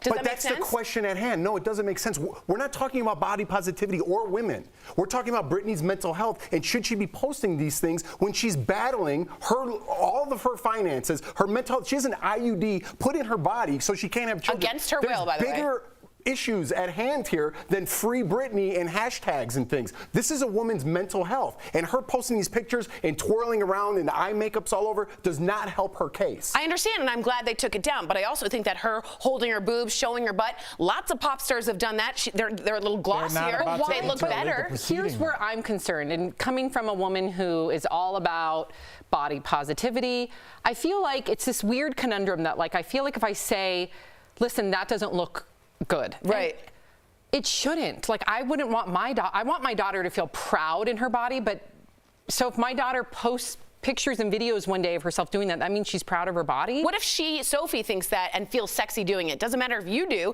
Sophie feels good doing it. I think you're looking for attention. That's my own opinion. I love Britney. I want Britney to feel good in her body. I want her to take her ownership, and I understand that's what she's probably doing. But don't you think that's probably a response and almost a consequence to all the control all these years? So it's almost like we're seeing somebody finally let go. Right? And I'm glad she can let go. But at the same time, it doesn't look healthy to me. It seems a bit much, and I would not want my daughter to be posting nude videos and photos of herself. I would think that's a symptom of her trying to please people, which would mean I did not do my job right as a parent. But how many Instagram people out there often do pictures like this or like that? But that doesn't matter. She's a sex pot internet star. But those people are not about to. Tori, let's remove her and put me in her position. Me and you love each other as friends on a real fundamental level. If I was about to enter this in a couple weeks and you looked at my Instagram and there were pictures of me wearing a ridiculous Of course, thong, I'd say take it and down. I'm taking shots of Yes, alcohol. of course. But why? Not would you? Because Why? it's your character, and it looks looks bad to who? It looks bad to the judges, to the juror, who's ever there. That's I what get we're it. right. I understand, but I get taking it down. Again, I've never said she shouldn't take it down, but I'm saying the idea to conflate those two is dangerous to women's body image. She's feeling free, and we're saying that looks crazy. I don't want okay, that. though, Tori, because you're painting this narrative that if I say that to me looks like a symptom of something else, all of a sudden I'm not for body positivity and feminism. Like that makes me. That's the labels that we I throw don't around like that. nowadays. But and it that's doesn't what matter I that don't you don't like. like it. It matters that Britney But is likes she it. that happy? But Britney feels good doing it. But do you know that? She wrote, "Thank God, free Britney. You guys rock. You guys are letting me be me. Finally." It doesn't matter what we think. She's not under a thumb of someone for the very first time. And just like you take your hair off, she is bearing it to be herself. And I think that's really But important. sometimes people are also calling out for help, Thank Tori. you. And if anybody watching, and all of us on this panel have dealt with somebody that we loved, that we have known go through a mental episode. If you live long enough, you probably will Taking as well. pictures like this to me isn't a mental episode. If you see them going through that, Tori, there are two ways to look at this. Hey, my buddy Jeff looks like he's going through things, or somebody else that doesn't know him will be like, good for Jeff. He's telling DBL he doesn't care. He's going to post naked Instagram TV videos. But like, I have a closer look at that, and I'm saying this is not how my friend normally acts. This is somebody that's going through something that's very serious, and it looks like positivity, but it might be something bigger. Yeah. I think we've gotten to the bottom of it. All right. It was a good conversation. It was good. And I agree that it should be taken down with all of you. I think it was a great conversation. All right. Was it a good conversation? It was. It was a good one.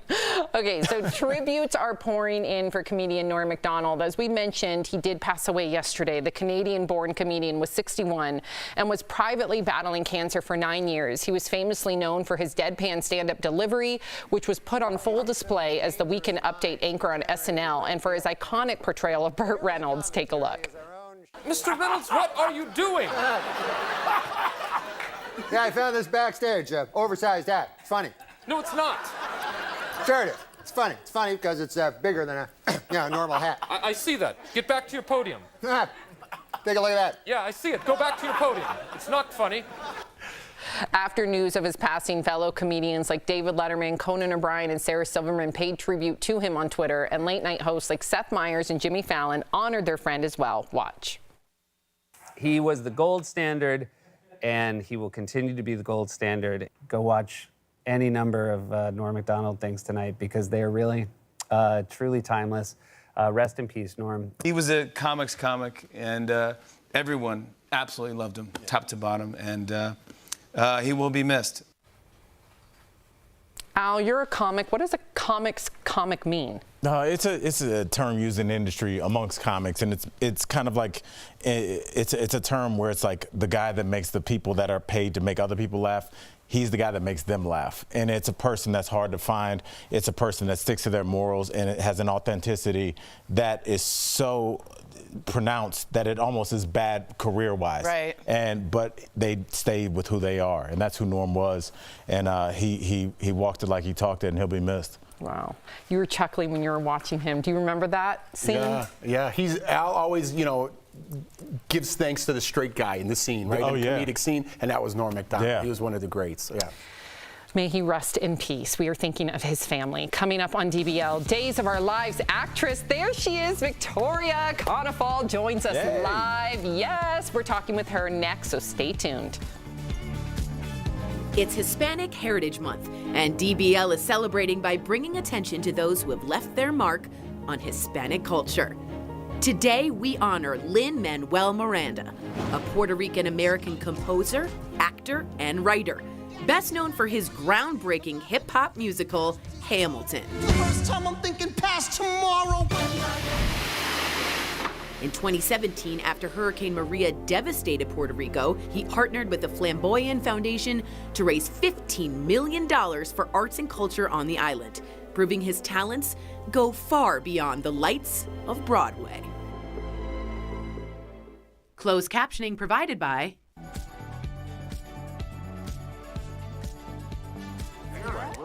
Sierra, Sierra. Yeah, Sierra. We're asking people out there if there's ever been a name Sierra. Sierra is Russell Wilson's wife. But she's saying, is there anyone called Ciara? Oh, yeah, it was Ciara. That's Ciara, right. like the desert. Sierra Nevada. That's so true. Okay. So a lot of people. Oh, You took a pretty good beating there. Oh, I stood up for myself perfectly fine. Yeah. Miss Mickey T. That was a good job, though. You did a good job. Thank you. I Yeah. really appreciate it. You stuck up for your and I free hope I made Britney it movement. She's What? talking to the audience. I He's said you did a good job. complimenting me, huh?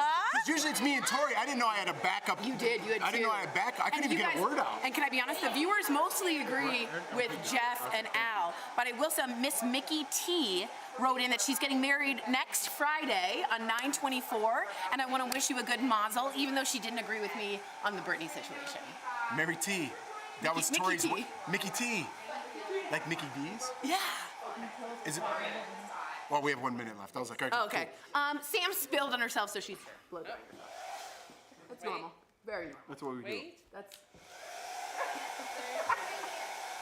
So, let me know what you guys think of Britney. I can take it. I know I was the lone sailor on that I think wave. you were sticking. I think what you were trying to say is like women's rights and body positivity, and what we were trying to convey was this has nothing to do with that. This is Britney and her mental health, and you doing that in addition to your mental health. That's what I think that our conflict But do you came see from. it all where people are saying because she's showing off her body? We've done it. We did it for like. Because you're not 10 really minutes. hearing what I'm saying. I totally You heard you. And I definitely- just kind of summed You the whole actually thing up. didn't. I just complimented you on how good you are. I take it back. It's back. It's back.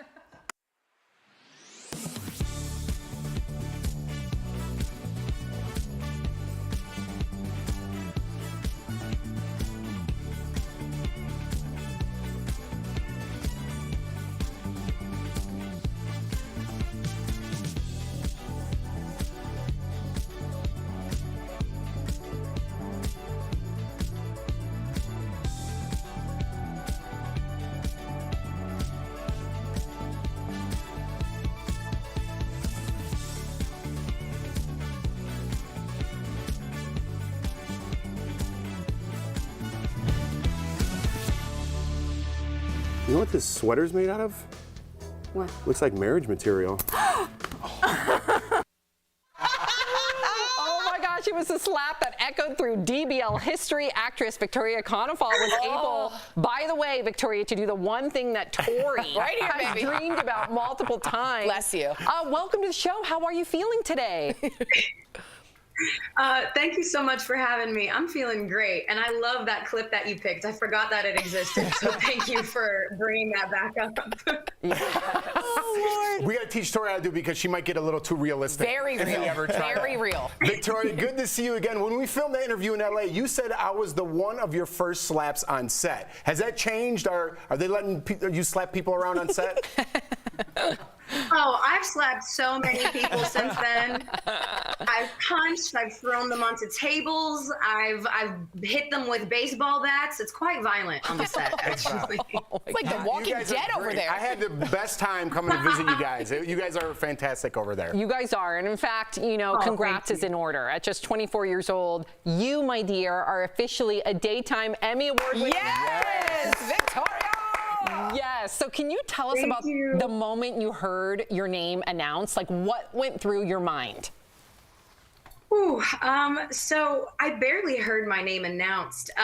Because it was a COVID Emmy, I got to celebrate with all my friends and family. I rented out this hotel room. And once we heard the V in my name, it was just a roar of screaming. And I just remember, like, not even processing that it was reality. I cupped my face into my hands and I was just breathing and everyone was screaming around me, hugging me, and just an outpour of love from those closest to me. It was really a moment for life. Now, usually Jeff asks this question, but I'm going to ask it before I get to my question. Where in the house is your Emmy? Oh, yeah. Oh, it is on my mantle right by the door. It is one of the first things I see when I leave and one of the first things I see when I come in. I love it. Thanks for asking that, buddy. Yeah, so you got to get that in. Now, you graduated from the prestigious LaGuardia High School for Performing Arts in NYC, the same school that, I don't know, some names like Jennifer Aniston, Adrian Brody, what's his name, Sarah Michelle Gellar, Al Pacino, and Liza Minnelli attended. Wow. Now, out of all these people I just listed, who would you want to be your next co-star? Ooh. Oh, that is a loaded question. Honestly, Al. I want to work with Al Pacino. Yeah. Ooh, yeah. Yeah. Al Jackson thought you were talking about him. He did for a second. If you didn't say Pacino, I would love to work with you one day. I'm gonna clip that. I'm gonna clip that. Just cut right when it says Al. I'll be like, see, all right, Hollywood, get on it. Victoria, before you said Pacino, I actually saw Al's body language like perk up. He actually thought it was Why would she say you? Oh, God, that was funny. I have yet to be recognized for my acting talents. Oh, God, I gotta say, that was funny. I also have to say, Victoria, I'm a Victoria, too. So you're my namesake, and I always want to shout out Victoria. So that's cool. That's a terrible thing. Her namesake. What is this, Mortal Kombat? Whatever, that's cool. We share something in common. No, I love Victorias everywhere. I always bond with a Victoria. See, thank you. It's a thing, yeah. It is a thing. Thank is? you. No, yeah, there's a whole club. We meet once a year. All right. Last summer, you said you were actually going to step away from your full-time role as CR on the Days of Our Lives, but you've returned. And my question to you is, what changed your mind? Well, COVID, being unemployed for so long. At some point I was kind of like, I gotta, figure out how to put bread back on the table. Totally. All jokes aside, the reason why I stepped away was because I wanted to pursue other potential opportunities. And my contract that I had with them was very limiting. And they came back to me with an offer that assured that I wouldn't be on contract. They would treat me and cast me as recurring. Wow. So technically I'm not on contract, which is the best of both worlds for me because I'm free to audition for other things. I'm free to take time for myself while maintaining this role. So it was a no-brainer for me. I had to, come back because I do love working on the show. It was a hard decision to leave, but ultimately I thought it would serve my greatest purpose. But yeah, they are so gracious, and they worked out a schedule with me that works for the both of us. So I'm very, very happy to be a part of it. That's a I Victoria was just for gonna you. say, side note, I'm not on contract with DBL, so like if I could do walk-on roles for, you know, any kind of show that might need me. Wait, he's pitching himself to you right now, Victoria. I could be a guy in the background of a cafe sipping some coffee. Oh my gosh. You could get slapped at a bar too. Yes. That's on my vision board. We're in need of extras all the time. I'll put you through to the casting director. All right. I'm coming with you. All right, Victoria, your Beyond Salem co-star Lisa Rinna, who is known for being a housewife, has said that remembering soap opera lines is the hardest part of the job. I've interviewed a lot of soap stars. I always ask them this because I have trouble with this in my own life, not that I'm an actor or anything, but it's tough to remember those lines. Do you have any pointers you could give even actors out there or Lisa Rinna herself? Oh gosh, this is gonna sound so spoiled. I kind of have selective photographic memory, so I can just look at a page and like kind of close my eyes and see where the words fall on the page. It's really weird. I thought that's how everyone memorized things, but apparently not. But I think that the biggest tip I can give is to listen to your partner, because if you listen to your co-star, you know what you're going to say. If you're genuinely in the scene, you know, you can anticipate what your next line is going to be based off of what they give you. So be a good listener and be in the moment. Smart. That's great. What? I just That was good, Jeff. And that I was use that good. technique too. I close my eyes and all the words go away. But other than that, we're on the same page. Victoria, we so adore you. Now to our DBL Nation, Days of Our Lives Beyond Salem is streaming on Peacock with new episodes dropping daily this week. Thank you so much, Victoria. Thank you. Thanks, Bye, Victoria. Good to Thank see you for having me. We'll be right back.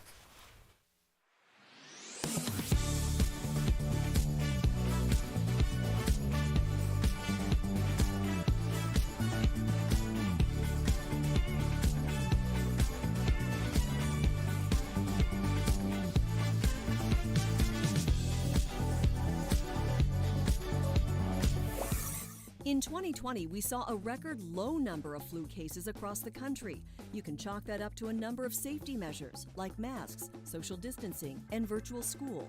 Remember, the flu is less contagious than COVID, so all of that was enough to stop the virus in its tracks. But this year is a different story. COVID rules are more relaxed, meaning protections against the flu are gone too. And there are already some signs that this flu season could be a bad one. Right now, doctors are seeing a rare summer spike of RSV in kids. The respiratory disease usually doesn't surge until the winter.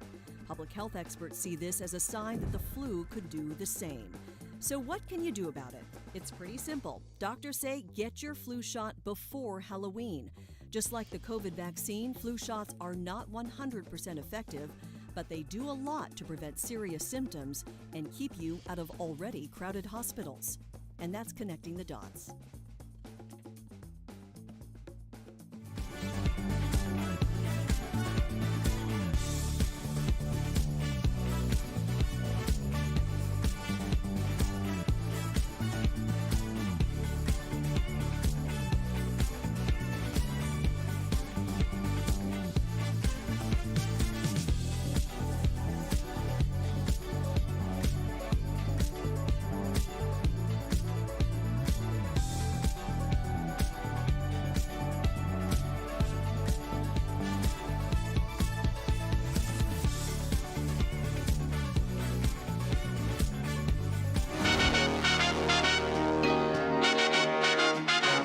Hey, DBL. Congrats on kicking off year 5. Can't wait to tune in. Hope to see y'all again soon. Congratulations, DBL, on 5 years, and good luck. Oh my goodness, thank you, David Chokachi and Lisa Vanderpump, friends of the show. Switching gears now, it is hurricane season, and for the first time, we are seeing storms hit places that don't typically experience hurricanes, leaving residents to deal with the aftermath on their own without proper insurance. So if any of you are affected, here are some tips. We're going to chat about it in today's Bang for Your Buck, presented by Hartford. Standard home insurance will cover you for wind damage, but not much else after a storm. If a hurricane hits, you won't be covered for additional hail and flood damage, leaving you to pay those costs on your own. Fortunately, you can protect you and your family by calling your agent to ask what your existing policy covers and purchase additional flood and hail insurance if needed. For quality and affordable insurance, the Bucks got your back. The Hartford will be happy to provide you solutions. So call the Hartford at 1-800-683-7108 or visit thehartford.com to learn more. We'll be right back. Promotional consideration is brought to you by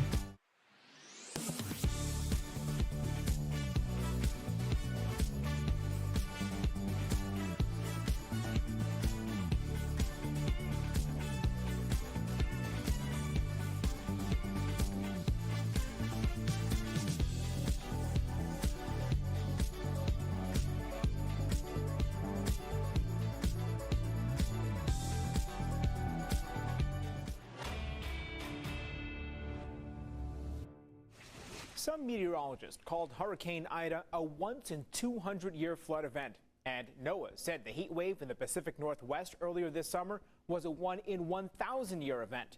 But some social media users say these one-in-however-many-year events seem to be happening more often. So let's verify. Are rare extreme weather events happening more frequently? Our sources are NOAA, the Intergovernmental Panel on Climate Change, and the U.S. Global Climate Change Research Program.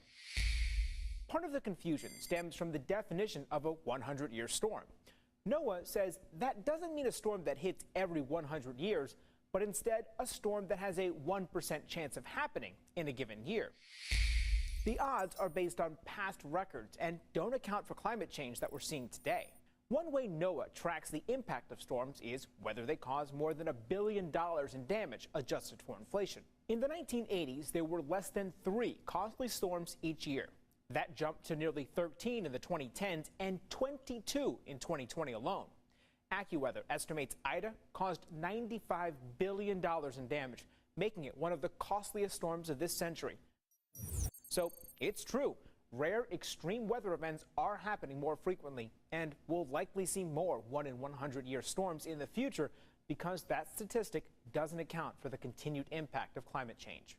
With your Verify, I'm Brandon Lewis.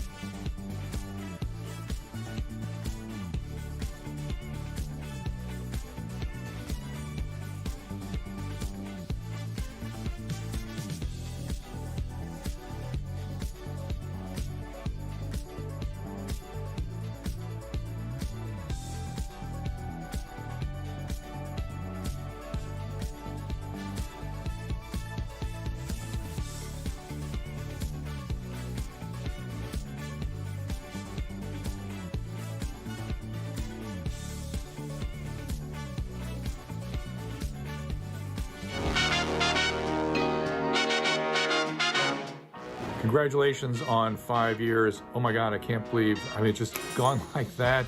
I miss you guys. I wish I could be there with you, but just want to say congratulations. Well done. We're still talking about our breaks are better Britney than Spears. We love you, Dr. Drew. We love you so much. This is our show. Yeah. Like, we just don't ever stop, whether the cameras are on or the cameras are off. Okay, so we do have an internet gem for you all. Check out this video Ryan Reynolds posted to TikTok, taking on a viral internet singing challenge with a little help from a friend.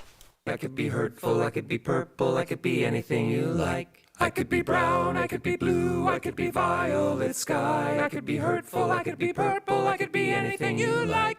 I could be brown, I could be blue, I could be violet sky. I could be hurtful, I could be purple, I could be anything you like. I could be brown, I I could be blue, I could be violet sky, I could be hurtful, I could be purple, I could be anything you like. I love it.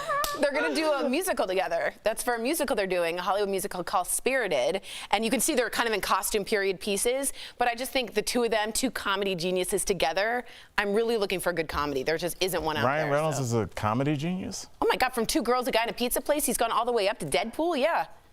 Comedy genius. I think he has great like timing. Chappelle, Robin Williams. No, I think he's great comic timing, and he and Will Ferrell will do great as a comic team. So we went from genius to good jump timing. in here, I think we got on Tori a little bit today, and that's coming from me. You did a good job. Thank you. We did a good job Thank today. you. There you I go. appreciate You it. held your Thank own, you. Tia. Thank Yeah, you, we love you, guys. girl. Thank you. DBL's new every day. Bye.